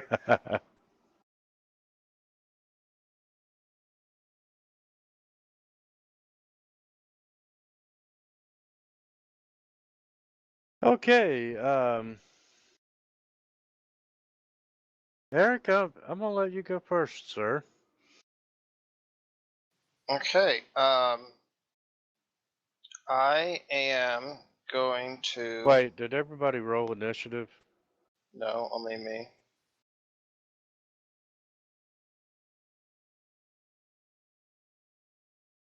Eric, I'm gonna let you go first. Oh, thank you, sir. Since these things, I think, could potentially be very scary with their whole of invisible while we're on the branch, since we're still on the branch for quite some time, I'm going to go ahead and haste everybody.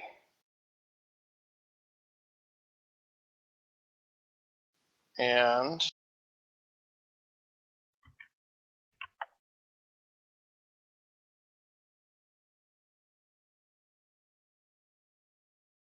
actually, that brings up an interesting question. When to mute? Yes.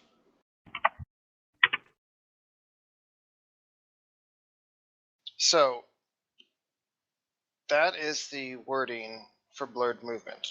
It says if you move at least twice your speed on your turn, the blurring lasts until the start of your next turn. So, if my normal speed is 30, and then I cast haste and can now move 60, and then I spend a move action, move 60, does that count as twice my movement speed of 30, or would I have to move 120? I'm gonna say 120. Okay.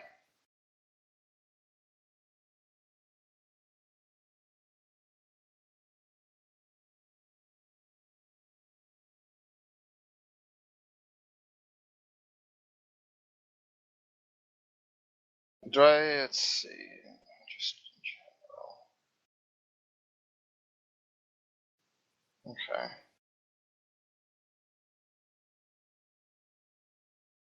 I'm going to go ahead and move up to there.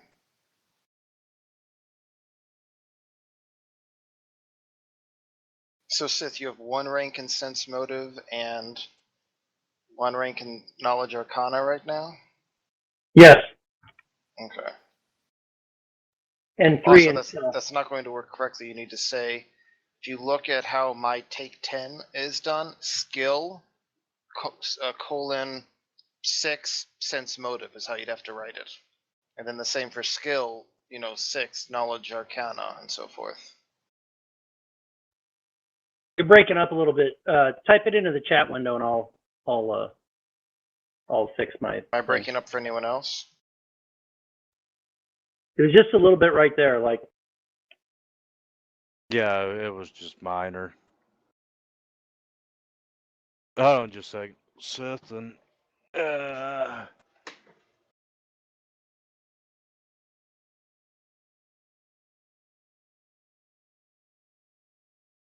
Okay, but I moved up to there and cast haste, and yeah, that's it.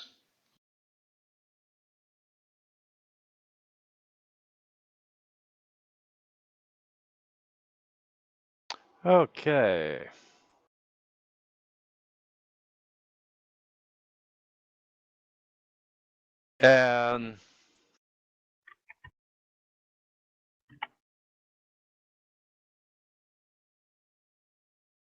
And needless to say, these things can fly.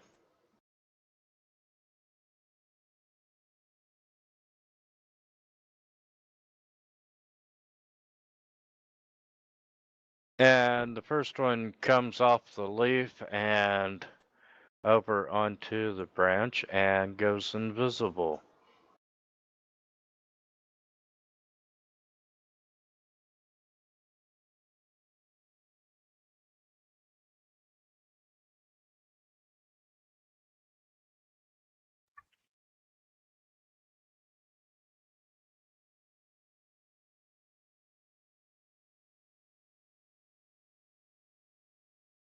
And we'll give Steph a minute. All right, I'm going to try to take this opportunity to shout, make sure you get up here by me to follow me in a moment.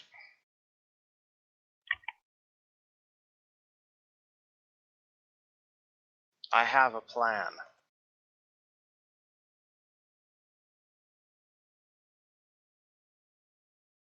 So do I. So how's that look? That look right?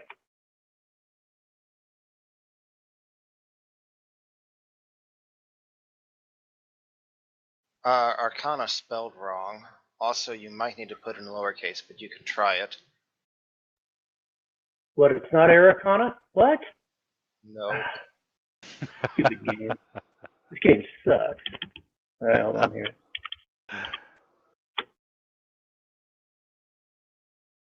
I'll remove that one Okay. for you. Thank you.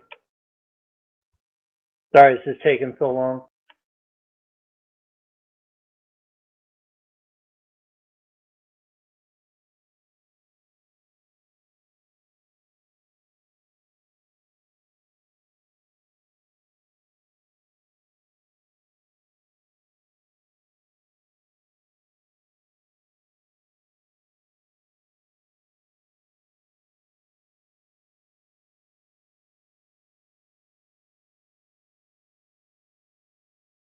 Also, How's I don't that know if look? you there. If you don't know if you're okay, but I just shouted to follow me, and I have a plan.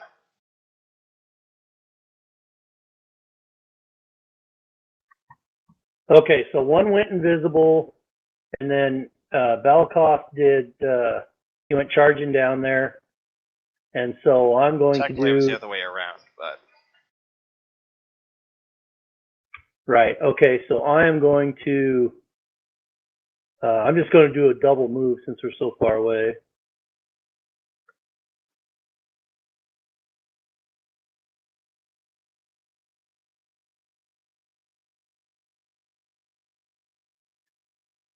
that's a single move. The single for, oh, am I hasted? Mm-hmm. Oh. I still wanted to go past that, but if you want to move up to there and like drink an extract or something, that might not be a bad idea. Yeah, I'll do that. I'm going to move up to there, and then I am going to,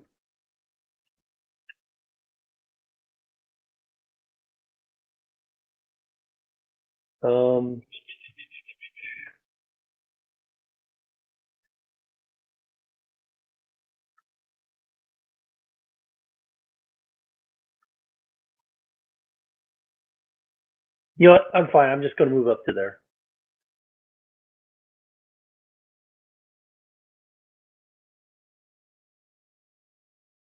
Let me check one thing though.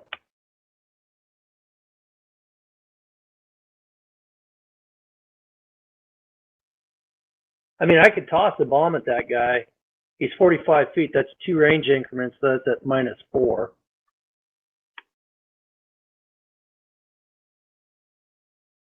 Before he goes invisible. But it's a range touch attack. So yeah, I'll just go ahead and do that. So let me get rid of, I don't have, let me get rid of point blank shot because I'm not 30 feet. Move point blank shot. And then it's going to be -4 because I'm 2 range increments. And then, is there another bonus because I did a double move? Or no, there's not because I'm hasted, so I can do that. Okay, so Right. then I'm just going to toss the bomb. Okay, so I'm going to mark off bomb, and then I am going to attack with the bomb, which is a 19 hit. So, okay, nice. I'm going to go up here. Good. And then he gets this effect, and then this guy gets this, but he does get a reflex save for half damage. Also, it's no longer 7. It's for 10. Oh, that's right. It should be 10 now, shouldn't it? Okay. It doesn't automatically adjust, though, does it? Because it's not based upon int. Only the weapon damage can be based upon int. So Right. So there'd be another Oh, 3 points on that. So you take 5 if he saves, so it 10 if he needs to doesn't. make a reflex save, DC 19. If he beats the DC 19, then it takes 5 damage. And that was number 12.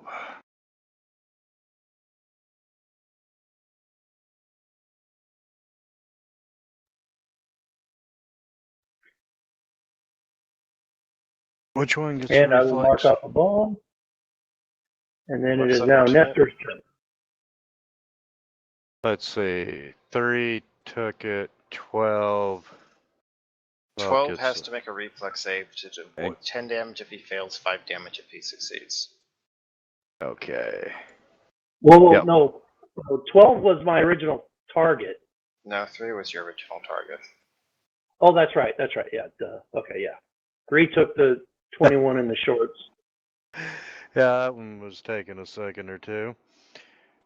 Okay, and yes, Oh, go on. yeah, he did make his reflex save. Of course he And, did.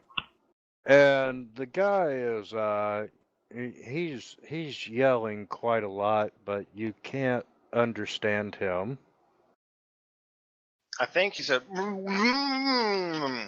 Is that a rough translation? Pretty much. And I'll try to yell out, "Get all the way up here, Ugar." Ugar. Okay.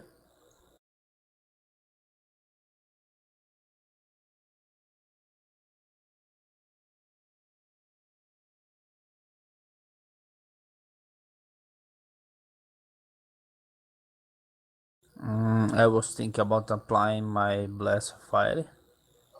If it were me, I would suggest moving up again. Yeah, you are hasted, Ugar. If you want to do a double move. Double move. But I still connect or no? No, but I would move. These things can fly, so I would end your double move more like over there. Was here? Something Close like enough.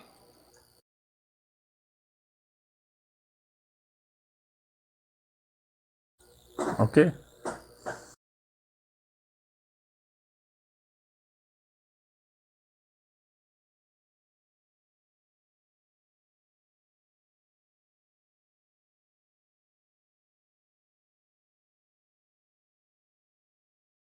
And number 12.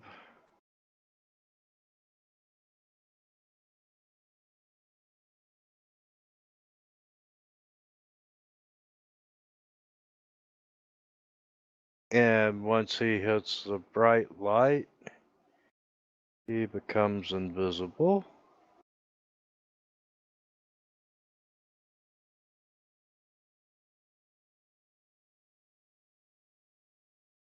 And number 3 comes down to the edge of the leaf.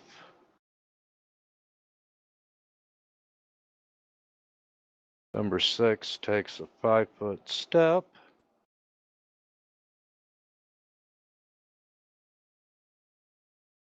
And Eric.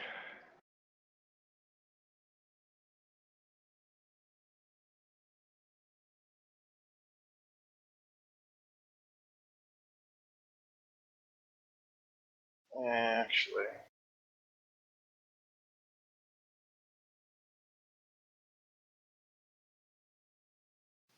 That's not quite what I want to look up.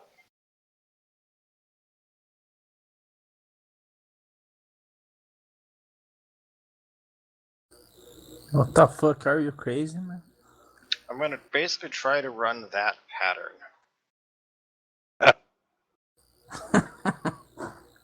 He got crazy, man.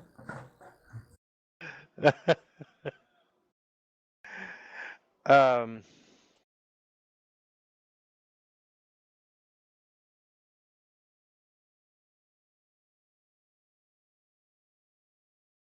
and if you happen to run through a square occupying an invisible enemy,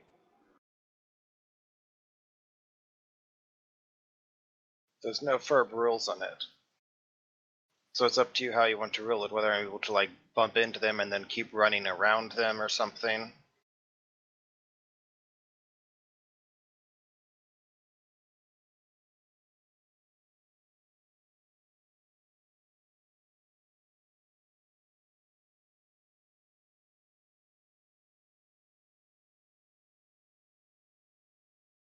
What I'm trying to do is run in a pattern that provokes attacks of opportunity from both of the invisible things and ends on the leaf, which means that Sith and Ugar can follow me onto the leaf without risking attacks of opportunity themselves. I got it. Aha.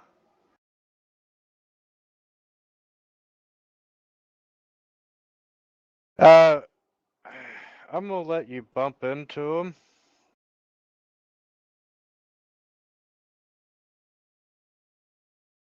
And each one of them gets an attack of opportunity on you, correct? Yep. For that would, at a minimum, they get an attack of opportunity from me moving. If they can take, you can arguably say if I try to enter the square, that gives them a second of attack of opportunity, but I don't know if they have combat reflexes to take it.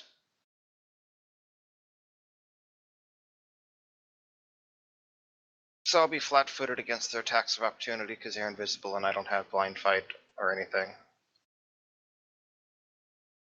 Okay, number 12's gonna...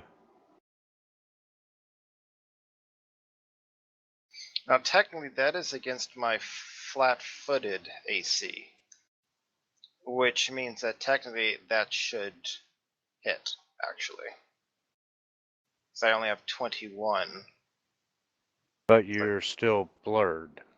Yes, but that means there's a 20% miss chance. So if you were to Yes. roll a D100, or if you want me to roll a D100, that would determine whether it actually hits. Actually, it did roll. Are you No, sure it didn't. did? Because the No, 21... it didn't. Yeah, it just said because 21 isn't enough to hit because you're not attacking me flat-footed right now. You're attacking my normal AC, which is 25. So that would hit me flat-footed. So if you want to roll a D100 or I can, and anything that's a 21 or above would hit me. And he does hit you with a 97. That definitely is in the upper 80 percentile. Okay, how much damage does he do? Or she, or it, or whatever. You take 2 points of damage. Plus, Okay. Plus what? make a fortitude save. Oh, you just barely failed it. That's life. Yeah.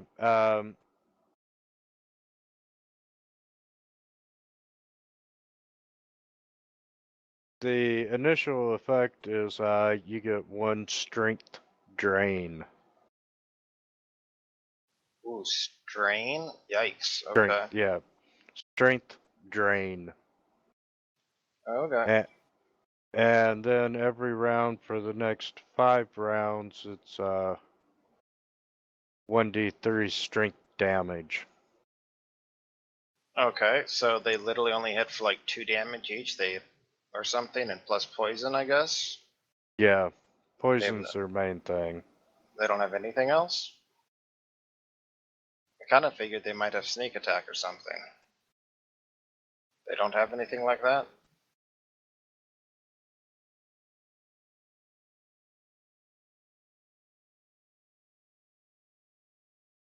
I mean, I'm not complaining if they don't. I'm just like, wait, really?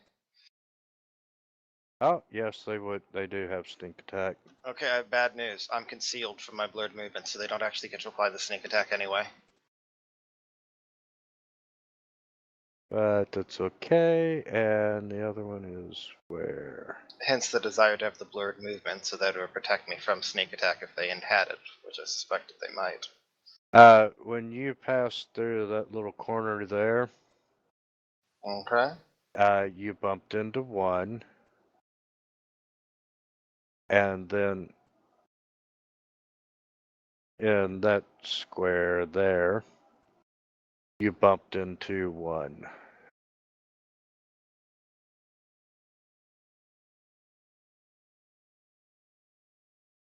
And he manages to miss you. Miss me.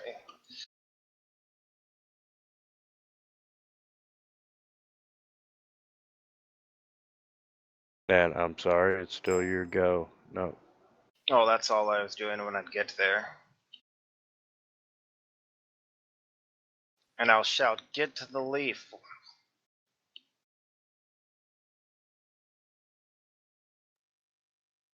Do I need do I need to be on the leaf, or should I just stay here and use like my bow? I don't want to waste all my bombs on these guys if we still have a If tiger. you stay on the branch, they will attack you while they're invisible, and you will get sneak attacked to death when you can't see them. Oh, that's right. Okay. The only way to see them is for them to be on the leaf. That's why I'm trying to get to the leaf. That's why I hasted everyone so we could run to the leaf. Oh, I see. I see. Okay. Okay. Like, if we do not fight on the leaf, we are dead, because they will be invisible and we will be flat-footed and they will sneak attack us and it will be bad.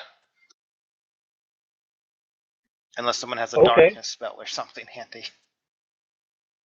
Well, rather than trying to get on the leaf and or trying to run onto the leaf and all that, I'm going to drink one of my extracts for once of gaseous form and just go over to the leaf.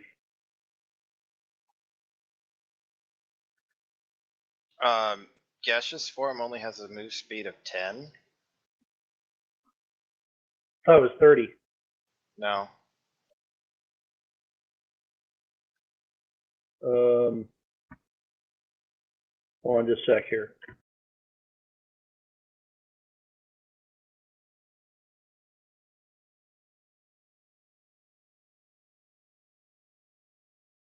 Oh shit, it's only 10 feet. God damn it. All right, never mind. I'm not going to do that then. I guess I'll just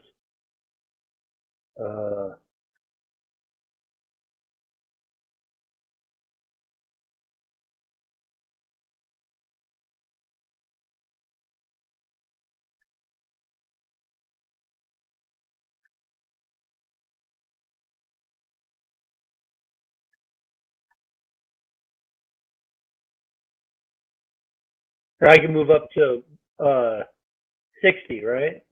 Or no? Yes, 60 per movement.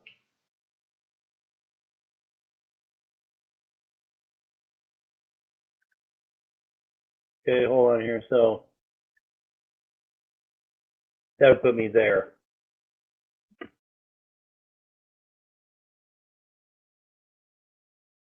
And then if I can do a double move onto the leaf. Wasn't that just 70 feet? Well, I went to 65, but then I went back 5, and it didn't. Okay. I actually moved 60 feet. Gotcha. But I could do a double move onto the leaf and just attack, right? You wouldn't be able to attack if you move again. On the flip side, if you're there, they can attack you while invisible. So. Right. Well, that's the thing. So I moved. So I did a double move to there, but I was No, hasted, that's a so I single just move counted to there. one move. So now I can either That was a the single single. move. That's what I'm saying. Okay, it counts as a single move, but I moved twice my movement because of the haste. But Yes. now the question is, do I stay there and toss a bomb, or do I go ahead and just do a second move onto the leaf? If you want to stand there and get mobbed by invisible sneak attacking creatures, it's your funeral. Well, yeah, no, that's what I'm saying. So I'm going to go ahead and do another move, and Okay. then that'll be the.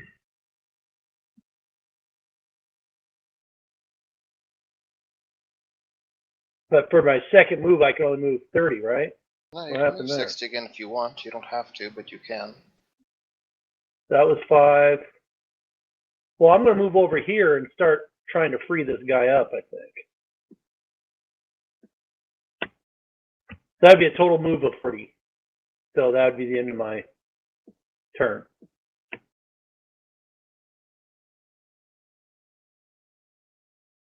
And if I have any time left, I'll start working on getting this guy free.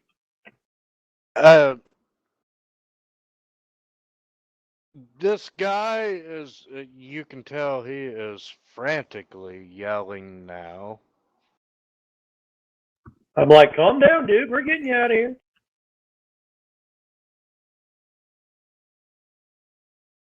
And he is yelling so hard through the gag that you are truly just not able to understand him.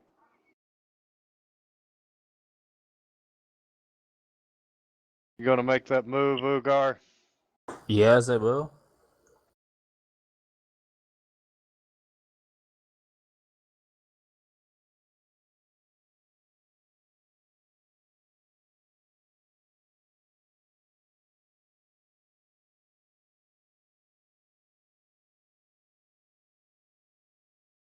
Okay, and number 12 is going to move.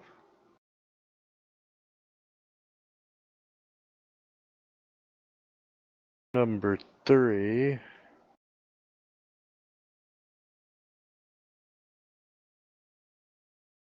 is gonna move over towards Sith, and he's gonna Bastard. take a swing at you with his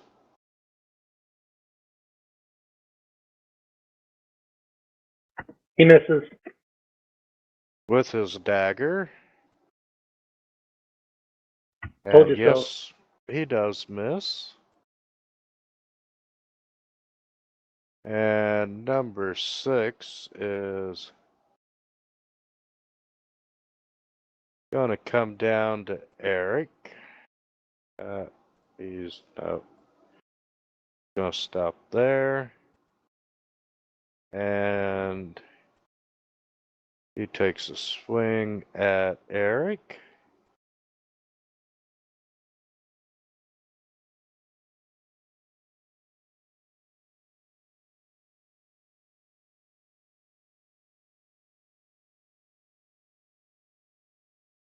Does it And, just automatically hit me? oh, sorry. Just asking.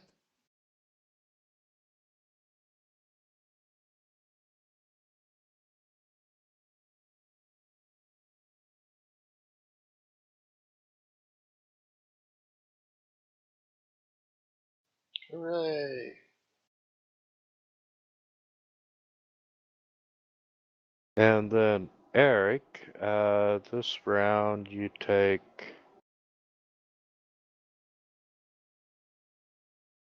Another point of strength damage this time. 1d3. Is it 1d3 if you fail? Yep. 1.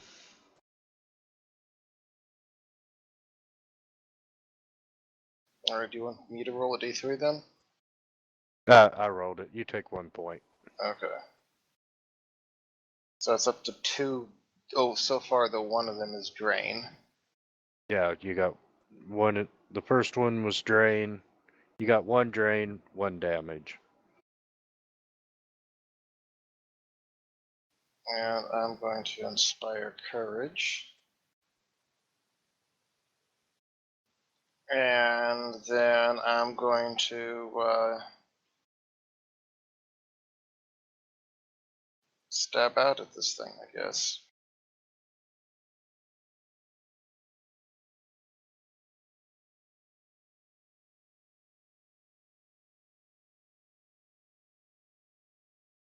And my weapon doesn't seem to do full damage, and presumably I can figure out that's because it's the Fey DR thing for cold iron, right?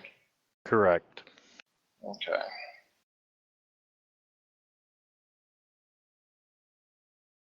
Okay, I'm going to take a 5-foot step. And then, By the way, each of these, if I recall correctly for poison, right, as soon as you coat a weapon with poison, as soon as you hit something, the poison's gone until you recoat it, right?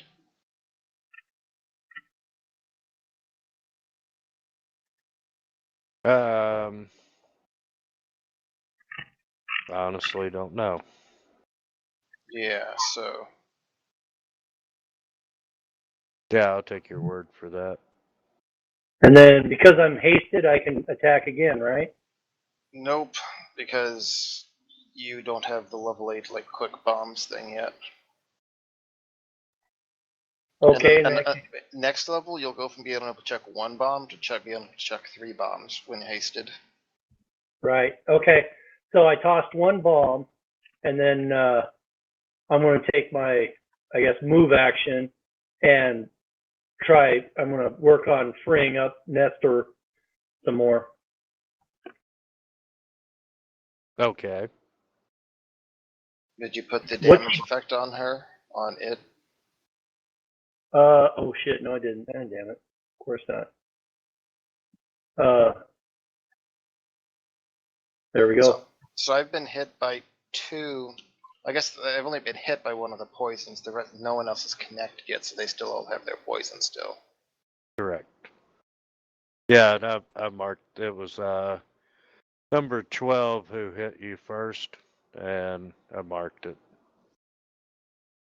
And Nestor, when you Sith, when you say that you're working on freeing him, what exactly are you gonna do? Well, so is he bound with? Vines, rope, tape, duct tape. What's holding him down?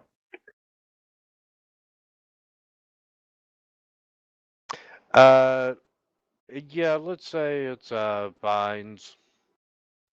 Okay, so if it's something that I can like untie, I don't want to have to like pull out a dagger and deal with that. So I'm gonna undo the gag so that it'll stop screaming through it and we can hear him, and then just work on whatever is holding him down, like trying to untie knots or pull them loose, Oh, or okay. even help him get his limbs out of them. So you are going after the gag first? Yes. Okay. Especially if he's going to like shout a warning because there's other creatures we aren't aware of or something.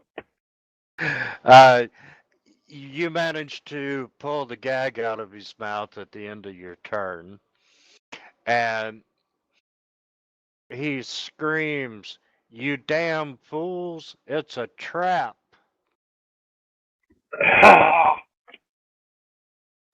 I blame Ugar. Good job, Ugar. You're up. Why? Way to lead us into a trap, Ugar. I don't. Who is Whatever. leading us? Eric is leading us. Okay, 5-foot step.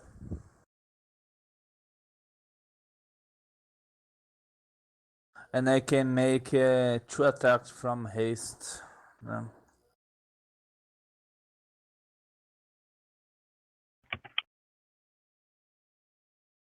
Now, if I'm correct, Nestor used to look a little bit different. Is that how he used to look?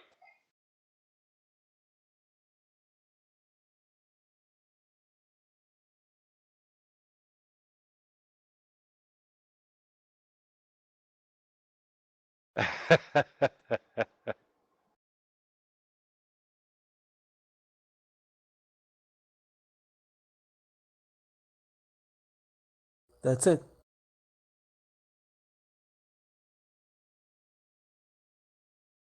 Okay, yeah, that one ain't doing nothing. Nice.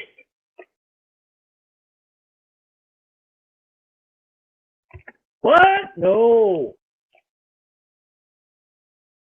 And let's see. Number 6 is gonna take a swing at Ugar with his dagger. Good. The hell's your AC?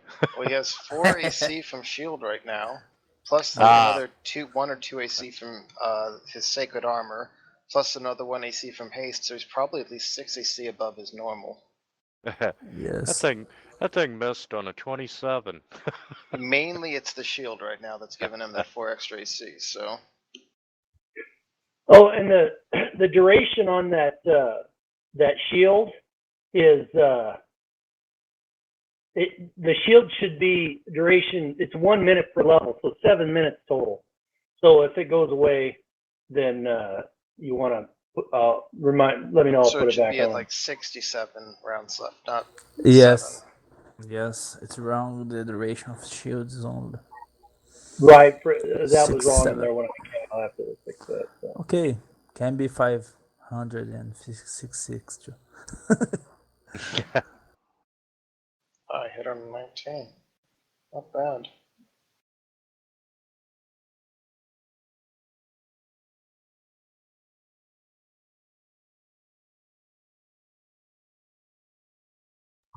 Oh, back to me again already? Yes, and truly, it's going to take you about 2 full rounds to untie him.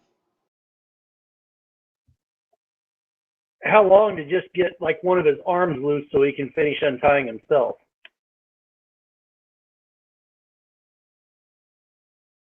Um, I'd count that as a move action. Okay, so I'll go ahead and get him so he can untie himself. And while at the same time I'm saying, what do you mean it's a trap? What are we looking for here? And then these are fey creatures, right? Yes. Yeah. So they're extremely susceptible to iron. Is that true? Cold iron, yes. Because I have specifically cold iron / silver arrows. Okay, are you going to use those? Well, yeah. So this one I hit, it's not moving, right? It's just laying there like it's dead. The one you hit last round, you mean? Yeah. Actually, Number 3, I think, is what he's referring to. yeah. Because it said dying and then it turned to stable. We'll just You don't count know it that unless you want to make a heal check. Oh, okay. Well, As far all right. as Anyway, you know, it's dying. we'll just count it as dead. well, like I said, if it's still moving, I'll still deal with it. But if he's just laying there, then I'm going to move on to the next target. Basically, what it means is you're at negative HP and thus unconscious, but you are not bleeding out anymore. So it wouldn't be moving no matter what. It's definitely in Right. the dying Okay. stage. So I just want to make sure it wasn't like regenerating and getting back up. But if it's not, then I'm going to switch over to this guy. Let me see here. So I got to put on point blank because I can. And you're And using then your special arrows, right? yes, and I'm using my special arrows. And so I got to go up here. That is this guy, and that hits resoundingly. Oh, nice. Now I'll move on. You're not going to take a second attack? I can do 2 attacks. Are you full attacking? No, he did a Oh. move action. No, I did a Okay. move action. I untied that guy's arm so that he could free himself. Okay. And as he's helping to frantically untie himself, he yells out that they weakened the stem of the leaf. Those bastards. Well, at least there's a branch underneath us. Ugar, Hit.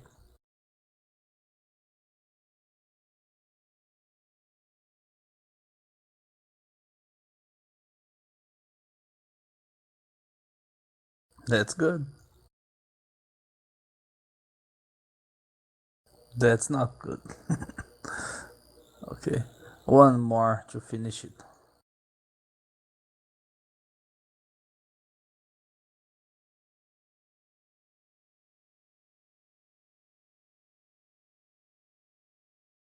I can still move. 5 feet. Yes. Could have moved further if you didn't take the second attack, but you can only move 5 feet now. Okay. 5 feet.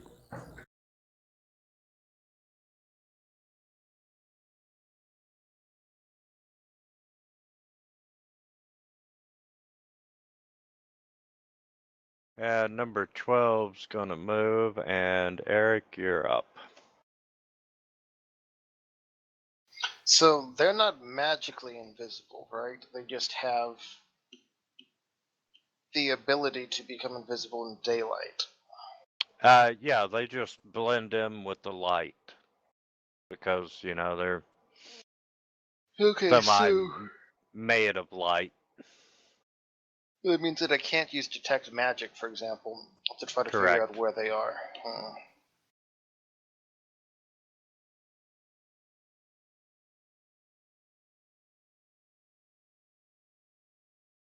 Fireball can solve it.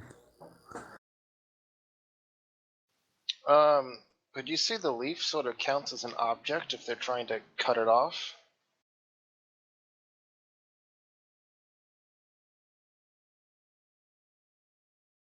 One more time, does the leaf count as an object? If they're trying to like cut off the stem of the leaf, would you say that it counts as like an object? Presumably as hardness and stuff since it's wood or whatever? Yes. Okay, I'm going to bend down and I'm going to cast Mending on it and try to restore it if they're trying to weaken it.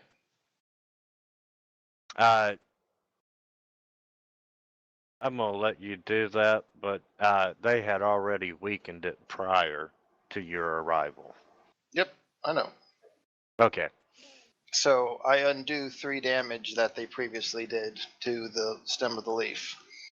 And then as a move action, I basically want to try to look carefully at the base of the leaf during the upcoming round to see whether it looks like they're sawing at it or something. Because keep in mind, they seem to be really physically weak, right? If they're only hitting for like 2 damage. So it seems unlikely they're going to be able to kill it fast or something. The broader problem here seems to be that we can't fight them in the light. Because we don't have the ability to see they're invisible and we don't have like glitter dust or anything. So if they wind up weakening the leaf, we collapse down and fall however many feet down below, right? Then we basically have to keep getting onto different leaves and making our way down further on the tree to make sure that we're not fighting them in their native element. And it seems like that sucks, but unless you guys have better ideas, it kind of seems to be where we're at. Because when they're attacking us, right, they have 50% concealment if they're invisible. We're flat-footed. They have a 2 AB bonus. They sneak attack us. They poison us. And we're trying to guess at where they're even attacking us from and hoping to hit them with a 50% chance. That seems really bad. Any disagreement? No. Nope. Do you have any hook and hopes to throw? Is it my turn again already before Sith and Ugar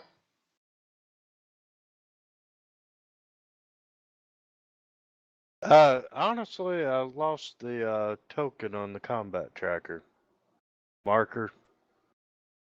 I think it was still your turn.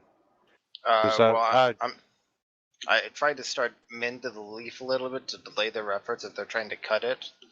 And then I just was spending the rest of the round watching the leaf to try to see whether they seem to be sawing at it. So it would actually be who's ever after me. And let's see.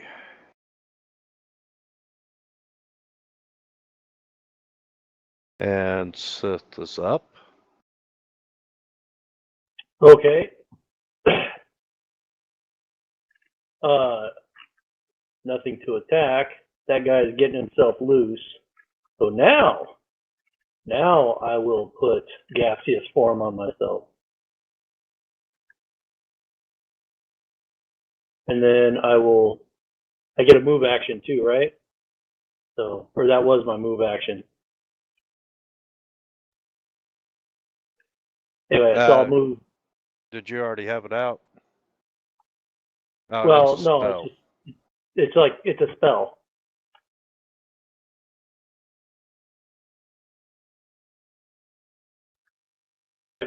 I turn gaseous, and then what? I can still move, not move? Let's see.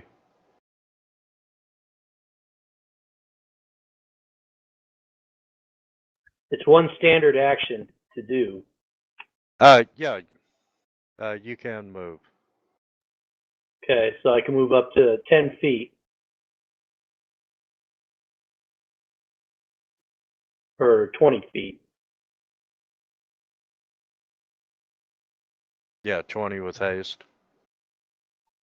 Yeah, so I'll move to there. Start heading over towards the. There we go. Okay, and then I believe that's my turn. I assume Nestor's going to try to free himself and make a run for it. Nestor is going to.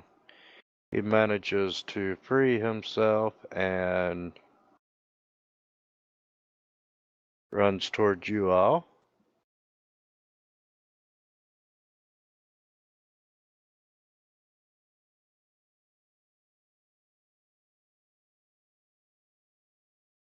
Oh, by the way, Eric, you took 3 more points of damage your round.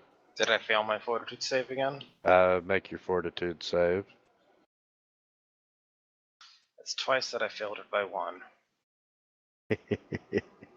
Well, I'm at 2 strength score right now, so I'm about ready to collapse, so that ain't so great.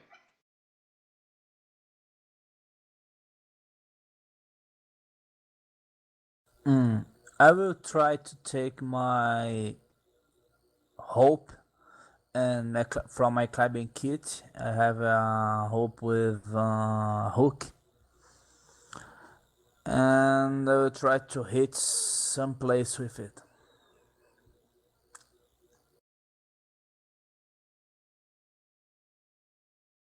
And then attach the hope to my body. The hope? Rope. Rope, Okay. a rope with a hook. Okay, why don't you roll a d20?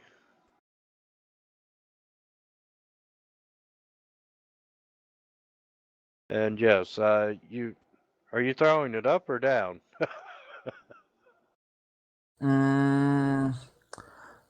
Another place that is not here, away from this surface, maybe another side, because this surface they can cut it. Oh, I just realized I have something that'll help us a lot. Okay. Yeah, you do manage to get the hook into the branch of the tree and tie the Okay. rope around your waist, and Great. that would pretty much do it for your turn. Okay. Okay, so I am wearing the Mnemonic vestment underneath my mithril chain shirt, right? That's basically the clothing I have on underneath the armor. So I'm going to take a 5-foot step to there. Then I am going to draw a scroll of sea invisibility from my backpack. And I'm going to cast sea invisibility on Seth. Using the vestment, so I don't actually lose the scroll, though that uses up the vestment's power for the day. And that consumes a level 2 spell slot. Just mark down heroism again. So Sith now has sea invisibility. So where are these little rat bastards? It's not your round yet. And Come on, don't be that way.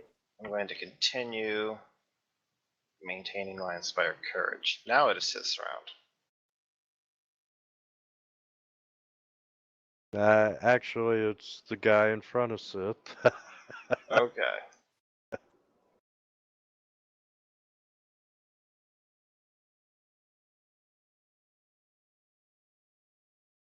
Okay, Sith. Okay. You see him there and there on the map. So they're not sitting there hacking at it. That's nice. Okay. In that case, for my turn, I will drift 1, 2.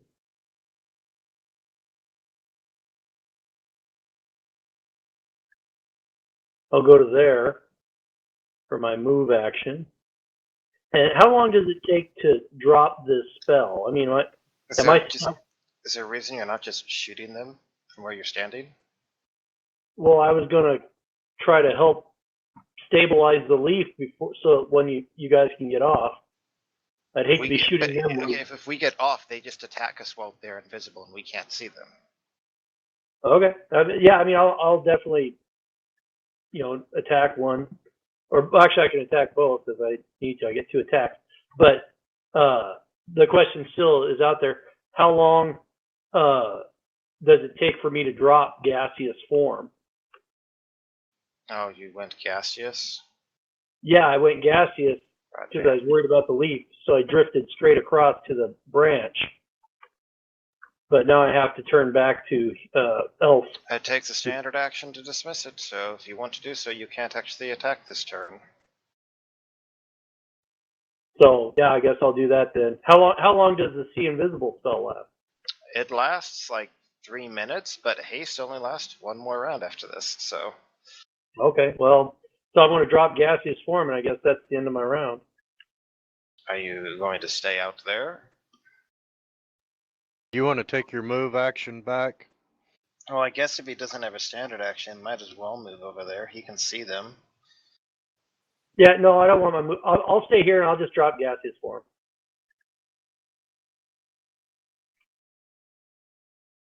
But as soon as gaseous form is gone at the end of my turn, I'll start pointing out where the I mean, you're kind of just gesturing in general directions. We're not going to be able to pinpoint them from that. Well, but I can call out distances though. Approximately, I can say 40 feet. 40 feet one way, 40 feet the other way, or whatever. Okay, but At that's least not going give to you allow us guys an to. idea. Okay. Let you know if they're coming our direction or if they're moving away from us.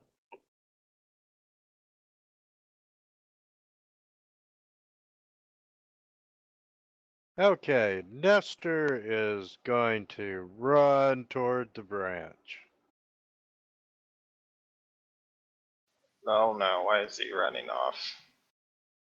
Because nobody told him not to. God damn it.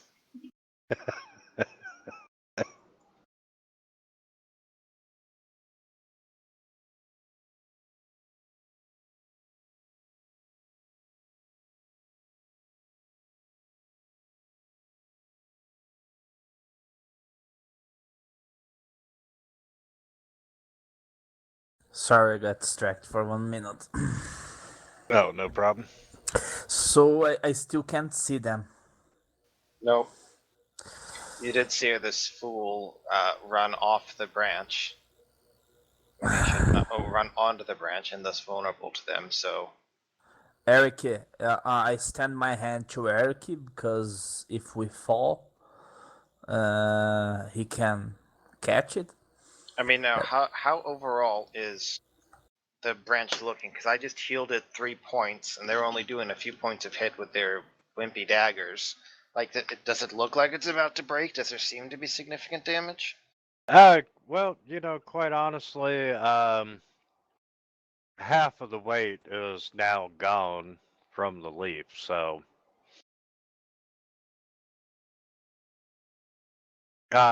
you're not in as much danger of falling as you were.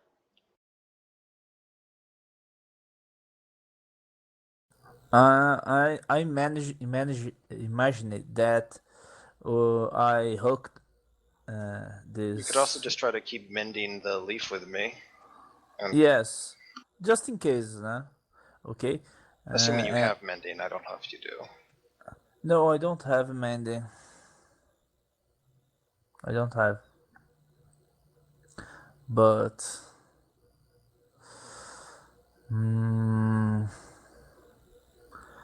that's it. I have no really idea. I'm stay here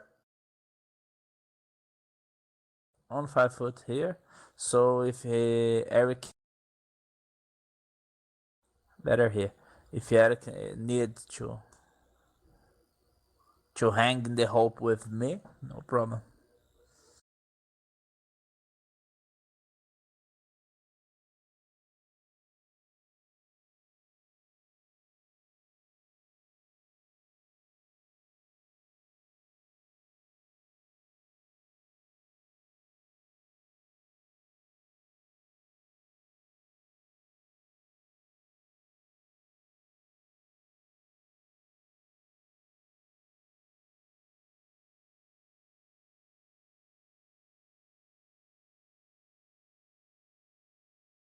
Okay, Eric, you're up.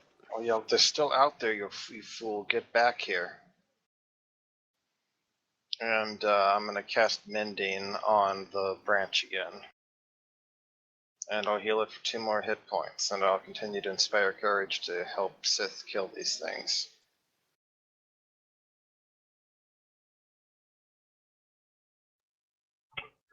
Okay, I'm going to take a full action to. I'm going to shoot at this guy. I got, well, one is that far. The other guy's there, about the same. This one is closer, so I'll hit him. 45 feet. So look at all my effects and stuff. Make sure. Things, headband, fire courage, special arrow. Okay, so I got to remove point blank shot. So I'll do that. Get rid of that. And then I will shoot him with the longbow. Hits.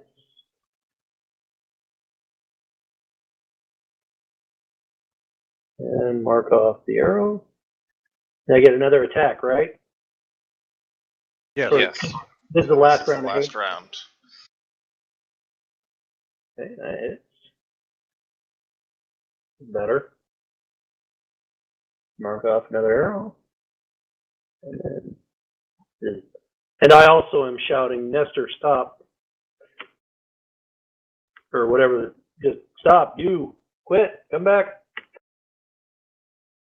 He takes a 5-foot step back. He is not quite sure what to do.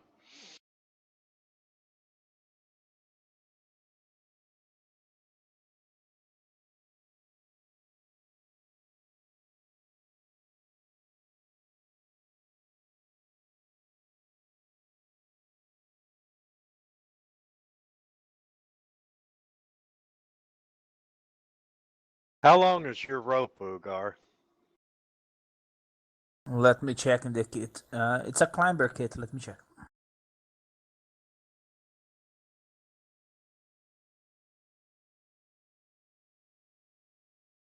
I believe it don't say, so I believe it's a standard hope. Let me check the standard.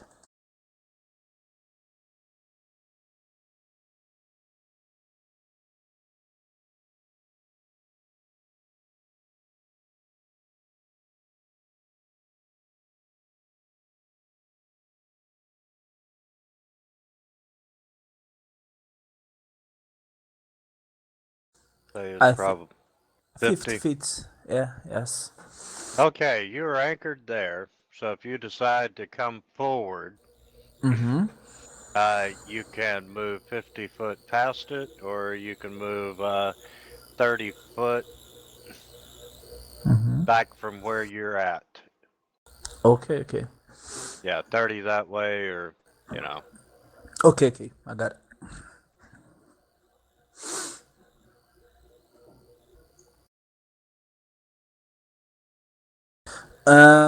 I asked to Eric and see if Eric saved any idea, guys.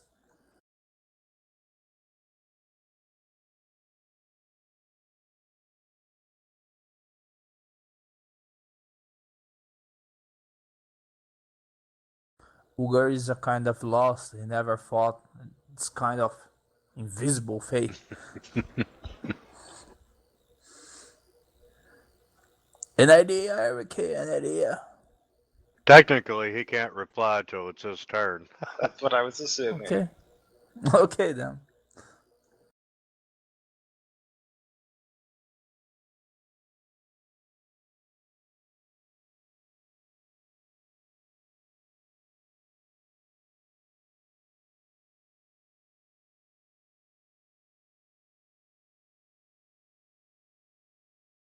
I'm going to shout out, just stay on the leaf and let Sith shoot them. Yeah, I guess that means I continue to spend Inspire Courage. And I don't want to burn my last haste here. I don't think there's anything else I really have that's useful in this case. Because I can't actually see them. Now, if they were actually ever went into a shadowed area for whatever reason, I could use a wand of magic missile on them. But right now I literally can't see them. They're completely invisible, correct? Yes.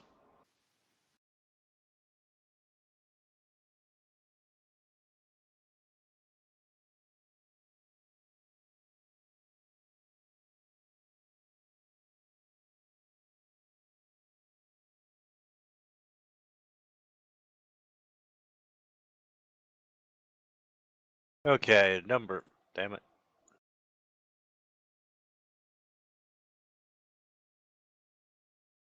Number one moves over and actually becomes visible.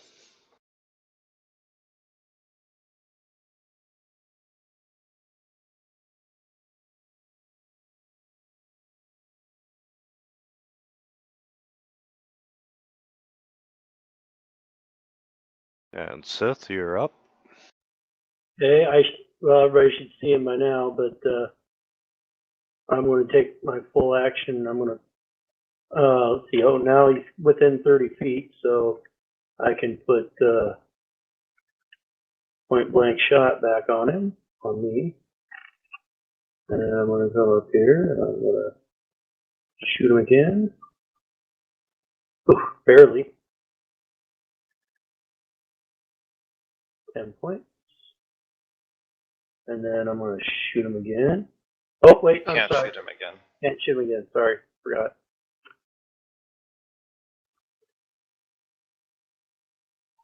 That will be my turn. But I will shout out that the other one is coming from the other direction. He's getting closer. And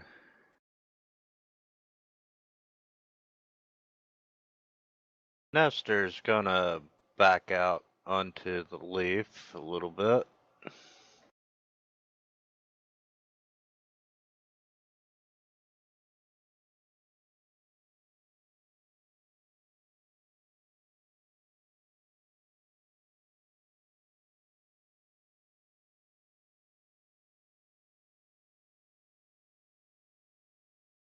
You gonna sit and wait, Ugar?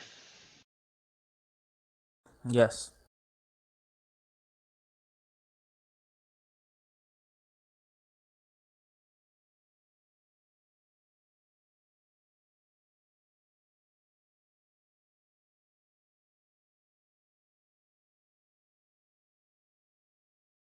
And Sith, this one moves away from you.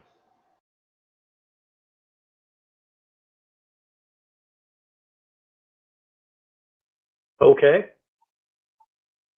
I'll say shoot the far one. Do lurkers and like have any kind of spell resistance?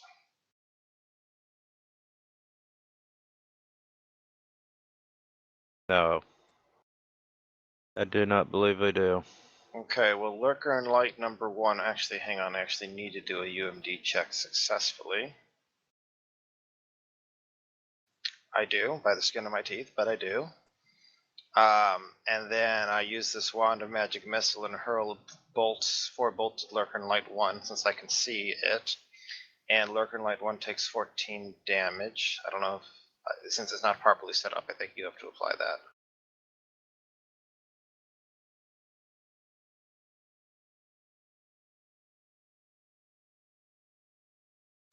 And I guess I maintain the song, though I don't know how much longer I'm going to continue to do that.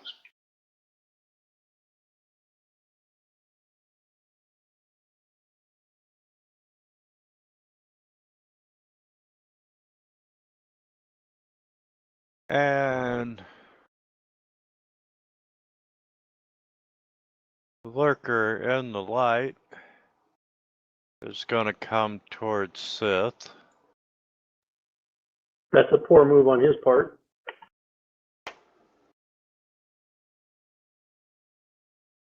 By the way, Eric, you take one more point. Oh boy. And Sith, he comes over towards you and swings at you with his dagger. He misses. Ah! That would be a hit. Fine.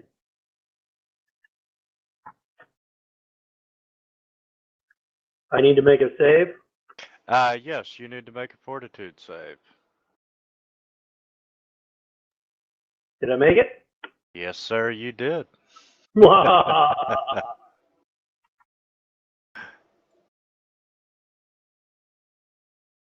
Okay, so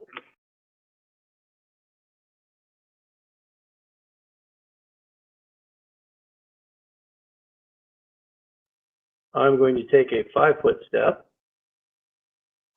and then I'm going to, or actually, yeah, just 5-foot step, and then I'm going to, yeah, I've already got that on there.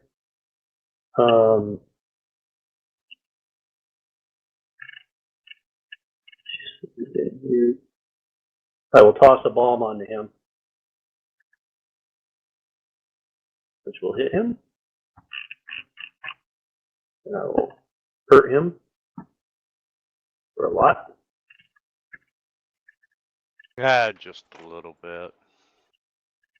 And then I will put that effect on him.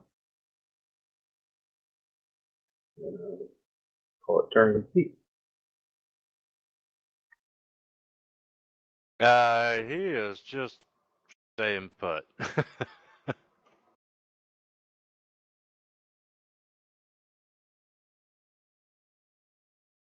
You want to do anything different this round, Ugar? No. Wait. Ready for action. If anyone attack me or my friends here near me, I will attack back. No problem. I ready action. Okay. And number 12 moves out of sight.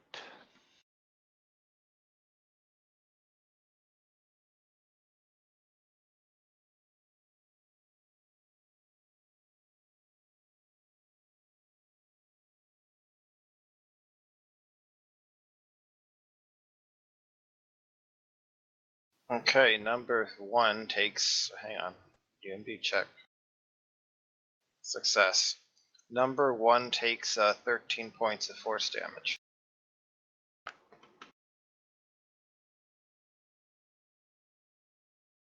And yeah, that sends him into the great unknown. Awesome.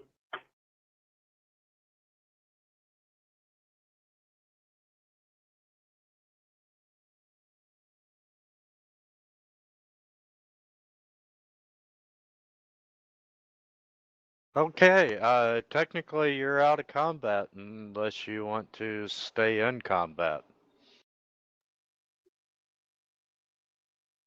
I will remain vigilant to make sure the other one doesn't come back.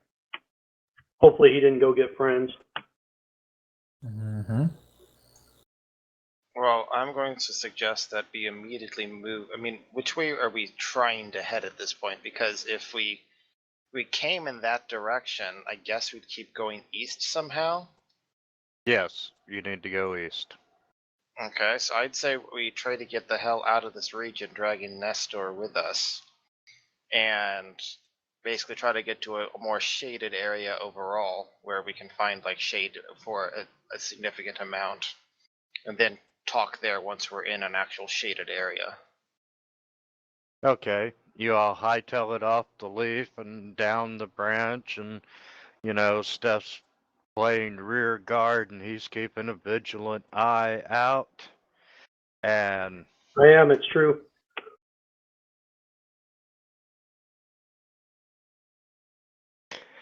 um,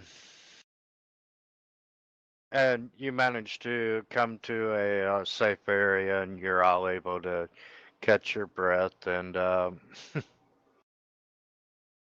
heal your wounds and do what you can do to other damage. Well, unless somebody knows lesser restoration, I'm basically moving at a crawl at this point because I literally have 1 strength. I have not prepared it. And I think that Steph said that she had it memorized but hadn't prepared it, correct? Well, no, it's like in my spell book. I haven't prepared it for this day. Is that what I just said? Sort It's of. slightly different, but yeah. Okay. Yeah, I just want to make sure. Yeah.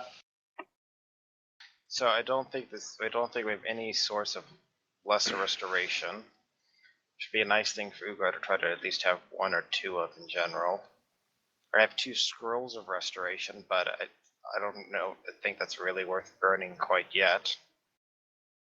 If I actually go unconscious or something, I guess we can yell for Ugar to try to use it on me. But using an actual scroll of restoration to heal the damage seems like kind of a bad choice. I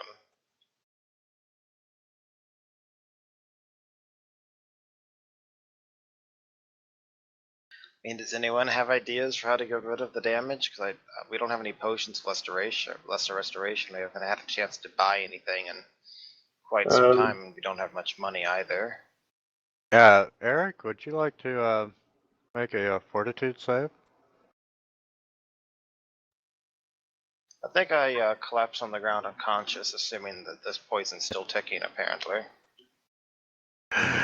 Since we're out of combat, I won't drop you to the ground. Well, no, if I have a strength of 0, I fall unconscious, so...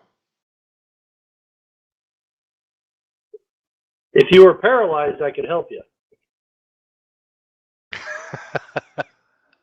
What happens to this when we leave the dreamland? I know it happens if we die, we get mental disorders or whatever. But if, like, does ability damage go with us? No. Which one, to return to the real world, this is solved. I'll have -1 strength from the drain, but the damage will all be gone. Correct. But right now, I'm just collapsed out on a leaf unconscious right now. Yeah, guys, I gotta go AFK for a second. Okay. We can carry him. Yeah, I'll be right back too. Okay.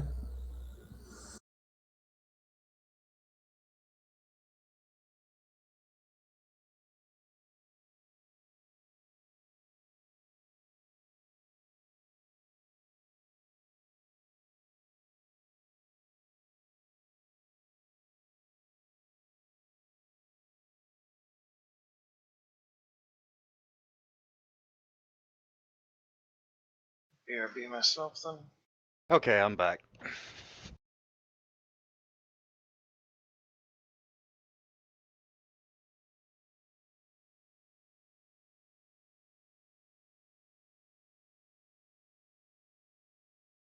So anyway, you make it to this shaded area,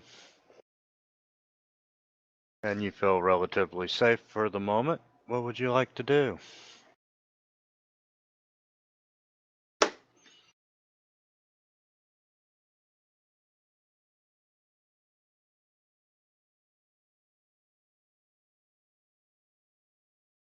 Hello? Hello?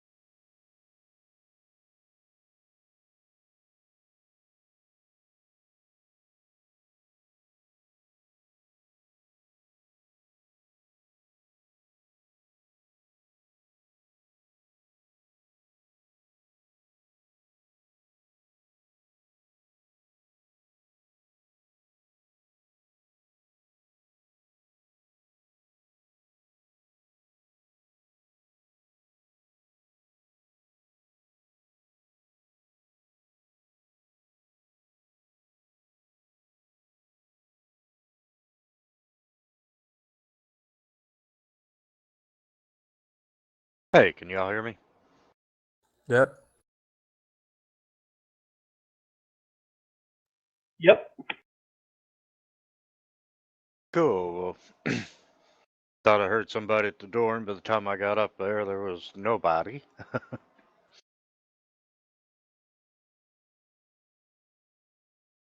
Hmm.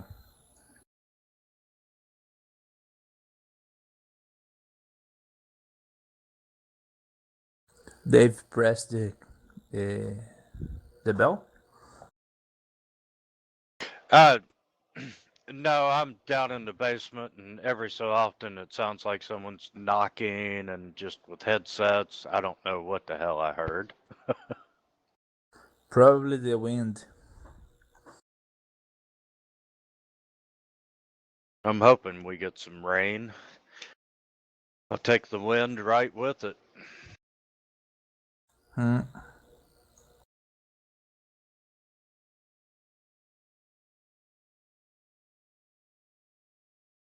Here in my city, we have a really dry weather. It's terrible.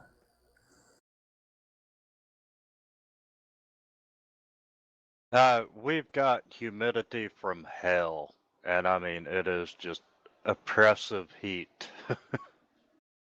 Yes.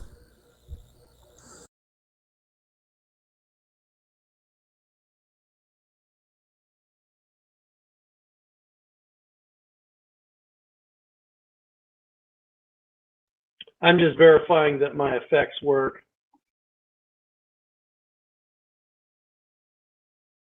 Oh, no problem.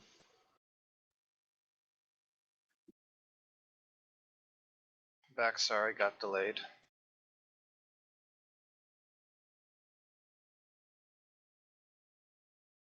Testing 1, 2, 3. What? Okay. Um, Okay, so Test right now completed. we're huddled up someplace shady, and I'm unconscious on the ground from strength damage. And that's the current situation, right? Sounds about right. yes. I can carry him. Well, one solution you have is you could just camp out here overnight. In the morning, I will be able to at least wake up and sit, and Ugar can prepare a lesser restoration or two. Okay, I think we should try to find a safer place. We can. We're not going to find. I mean, the whole thing's a giant tree. You're going to have to camp out on a giant tree. Yes, but a safer place than here. You're already in this. What kind of safer place than what you're at? Another leaf. You're not on that leaf. We're like hundreds of feet away, further down the tree. Yeah. You're on a hidden part of the map now. Um, Okay, is and it a safer place? Better than any others? How much safer can I find a place here? you are at least someplace safe enough to know that if they do come attack you, you're going to see them.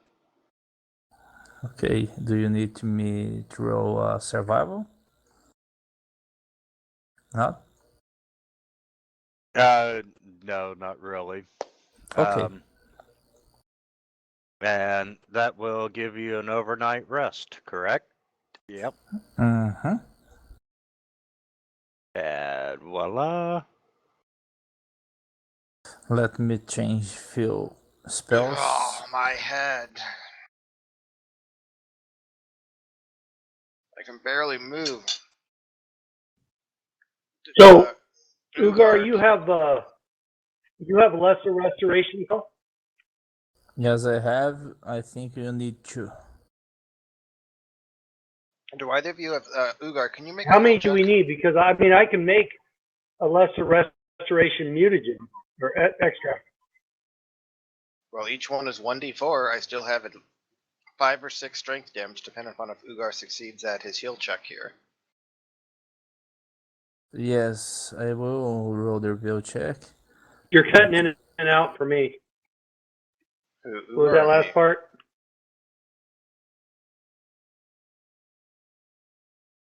Who's cutting in Ugar's and got to out? make his heal check. Valkoff is. That's Am I it. cutting out for you guys? You were for me, but you're fine now. It comes and goes. Okay, hit at least a 15, which I believe is the amount needed for long-term care. 20 should do it regardless. Yep. Okay, so as a result of long-term care, instead of restoring 1 ability score, I restored 2.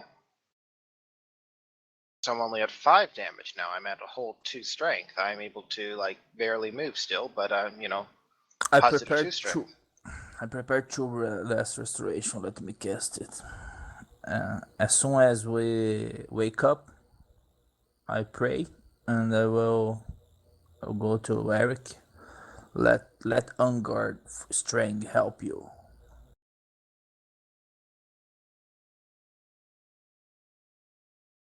One d4.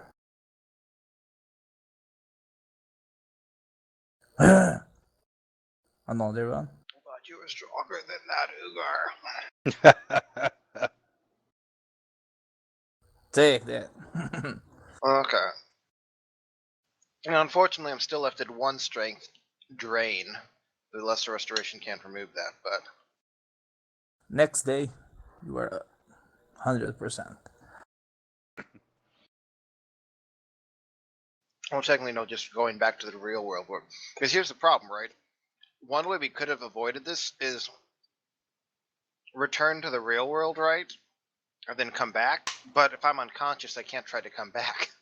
So, short of you murdering me, which would then make me wake up with an insanity, I couldn't get back to the real world. Yes.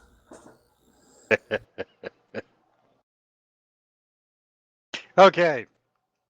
Eric, now that you are back among them, let's talk about Nestor. Let's talk about Nestor. We probably talk a lot over the night. Yeah, presumably you're talking overnight and stuff. Yes. Nestor, he's extremely grateful for being free. And he explains that he's in the Enchanted Wood for a reason, and he is pursuing a big game hunter by the name of Kelvetta Bricks.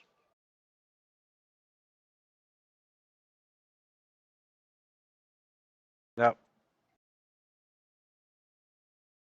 I think I need to clean my mouse. You are talking tongues, man. Do I need to kill you? Shit. I understood him. I'm unconscious right now, but I understood him. Damn it. Stop talking tongues, man. I'm gonna kill you. I don't like demons.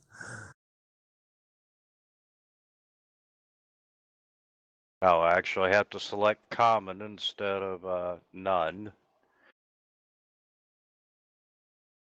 Ah, But she's a Chelish woman with short black hair and a scar across her brow and nose. Nestor's been Kelvetta's had these cruel hunting practices that she used to use in the back on Galeran, and she seemed to and at times she would disappear for about 6 months. And Nestor found out that she had been going to the Dreamlands and was casually slaughtering, it's unusual people and keeping them as trophies. Mounting their heads like a denizen of Lang or a being of Ib. And Nestor has taken upon him. Sorry, guys. Excuse me for that. Nestor is, he's opposed to how she hunts and, just hunting people of another land and collecting them as trophies. And he's taken upon himself to, stop it. And he believes that she might be hunting some of the unusual tigers in the enchanted woods. Might be what? Uh, he believes that she's hunting some tigers here in the woods. That's good. That's good. Oh, okay. Oh, by the way, as you all were running away from the limb, you did happen to find Nestor's weapons and armor. Let me know when I'm actually, conscious during this, because right now I assume he's talking to Ugar and Sith overnight. Right. Okay. And, he asked what brings you guys here. Uh, well, we are also kind of hunters. And why exactly this woman? She's a good person. How is she? How good is she? Uh, well, he doesn't think that she's a very ethical person. Um,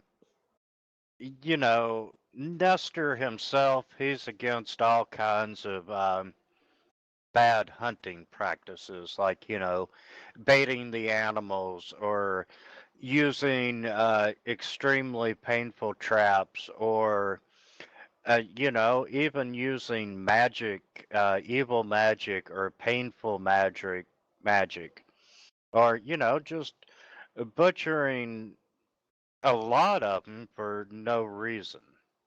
No, you're right. You're right, man. I think we should only kill what we are gonna eat, and if it will not hurt the environment and that species.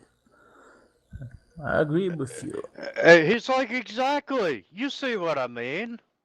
Yes, that's the way we do. But do you think she will hear us? She will talk with us? Maybe hunt a tiger with us?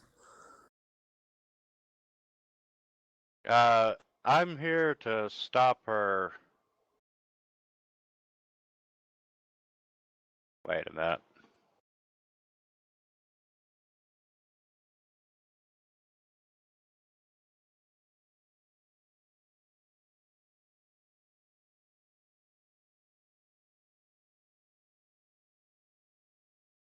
Um,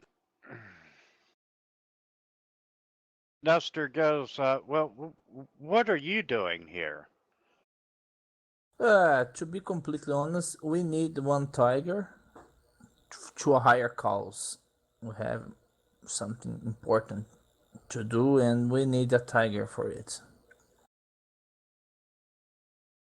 He looks a little shocked and he's like, well, how are you gonna kill a tiger?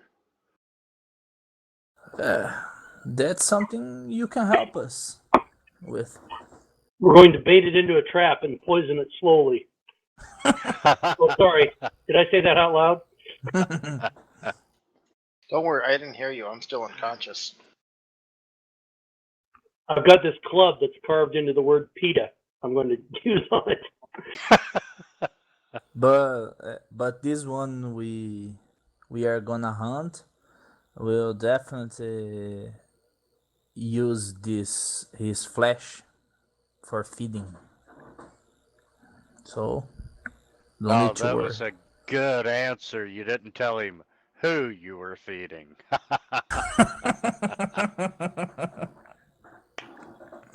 That's a detail, small detail. uh, Ugar gets a bonus point for that. Well, he's like, since you're hunting tigers ethically, and have a reason for it other than throwing a trophy on the wall. I will join you on your hunt if you don't care, and who knows, maybe I will find what I am hunting after all.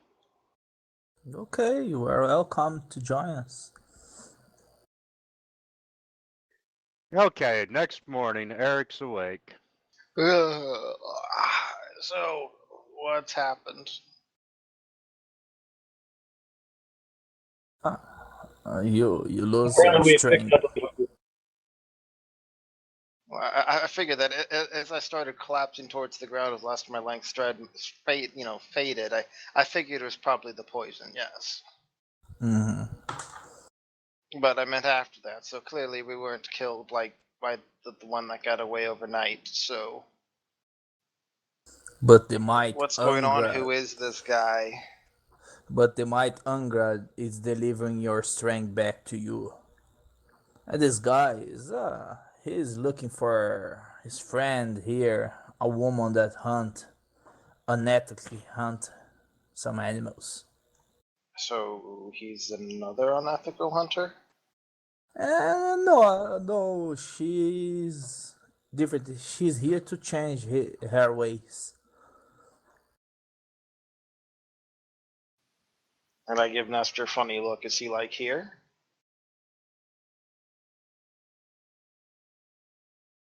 You give him a funny look and say, what? Is Nestor like with us right now? Yeah, he's in the group with y'all. How was he responding to what Ugar's saying? He hasn't disagreed with any of it. Okay. Yeah. So, where, if you don't mind me asking, were you with your friend then and got separated? Like, how did you get caught alone by those things? I did not come with Kelvetta bricks. I came on my own, and I am hunting her. And I got jumped by these things. I'll lean over and whisper kind of loudly into Nestor's ears. You got hit on the head a few times too much. Forgive him.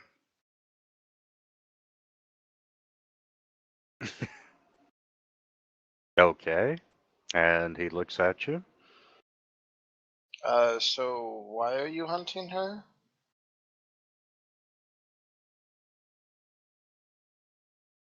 To stop her from hunting these tigers. What tigers are those? And he relays the story about how his how he disapproved of her hunting practices on Galeran. And at times she would disappear, sometimes for months at a time. And um, he explains that she would come to the Dreamlands and hunt its inhabitants, and use them as trophies and whatnot. And she uses everything from wholesale butchery to magic traps with evil or pain attached to them.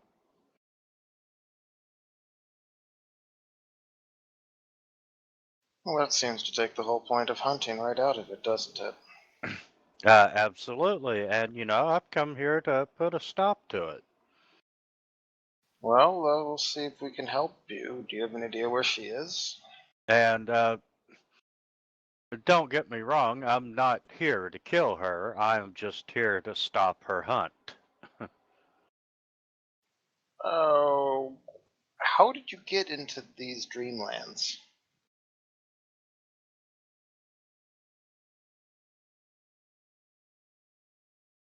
Um,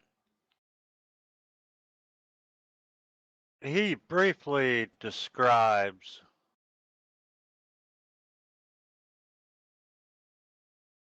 a different ritual. that is similar to yours. So you're aware that even if we killed her, she wouldn't actually be dead, right?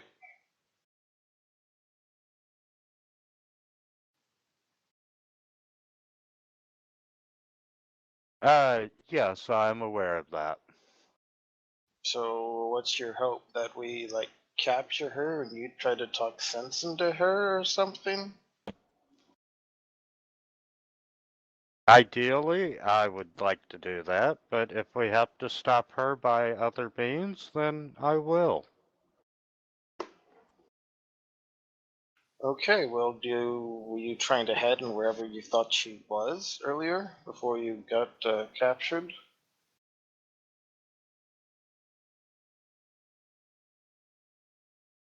I have a rough idea of where the tigers are. And you're hoping to find her with them. Exactly. I don't know for sure that the way I'm going is where she's at, but I'm trying to find the tigers and hopefully I will find her. You're aware that if the tigers find us, we might have to fight the tigers. I hope.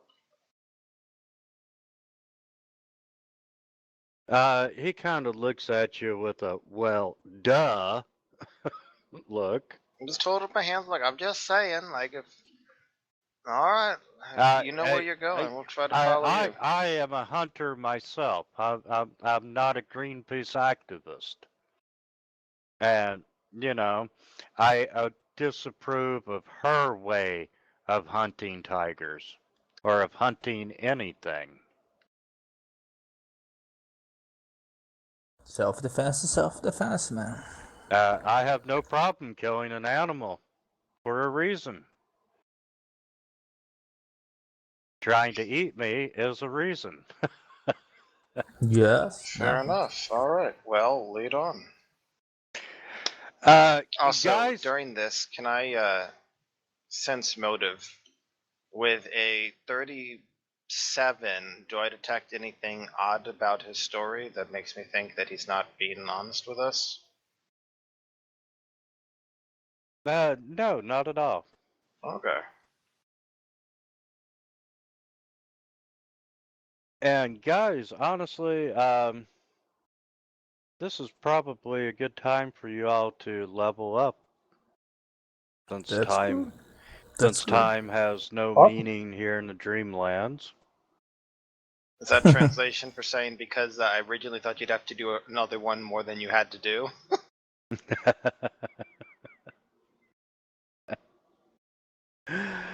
But yeah, it's probably a good time for you all to level up. Okay. Okay, then. Let's And start. then, so next week there's no session on the 29th, Correct. correct? Okay, and then the week after that there's no game either, that's cancelled. No. You sure? I thought August 25th was cancelled. Yes, August 5th is canceled. Okay, so the next 2 weeks there's no game. Right. Then, let's see.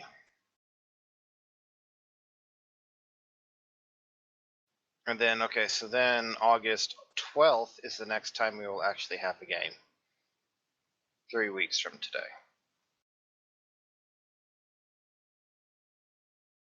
Is that correct? Yes. Okay, then we have the 12th, the 19th. I am almost certainly not going to be available on the 26th because I will be moving then. But hopefully on the 2nd I will be back. I hope I only miss the 1 week.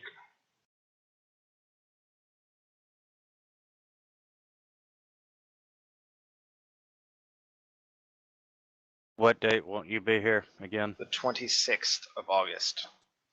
So we'll be back for we'll be back on the 12th and the 19th, then I will miss the 26th.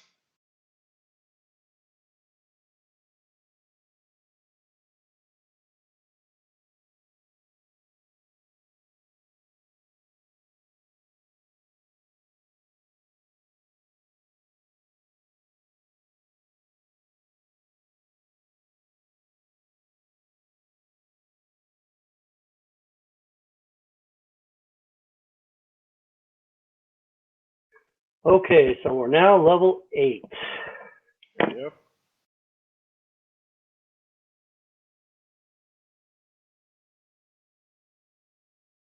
Okay, you're out on the 26th, and you're hoping that you won't be out the following week, which would be the 2nd. Yes. And that would be September. God, time flies.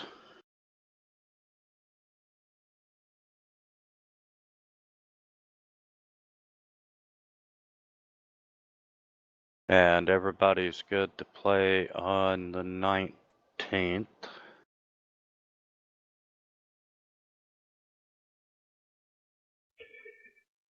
Should be.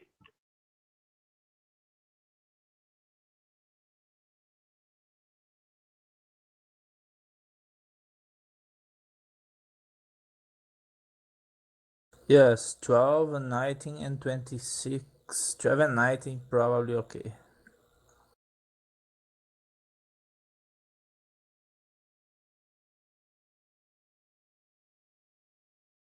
Yeah, I gotta change the times.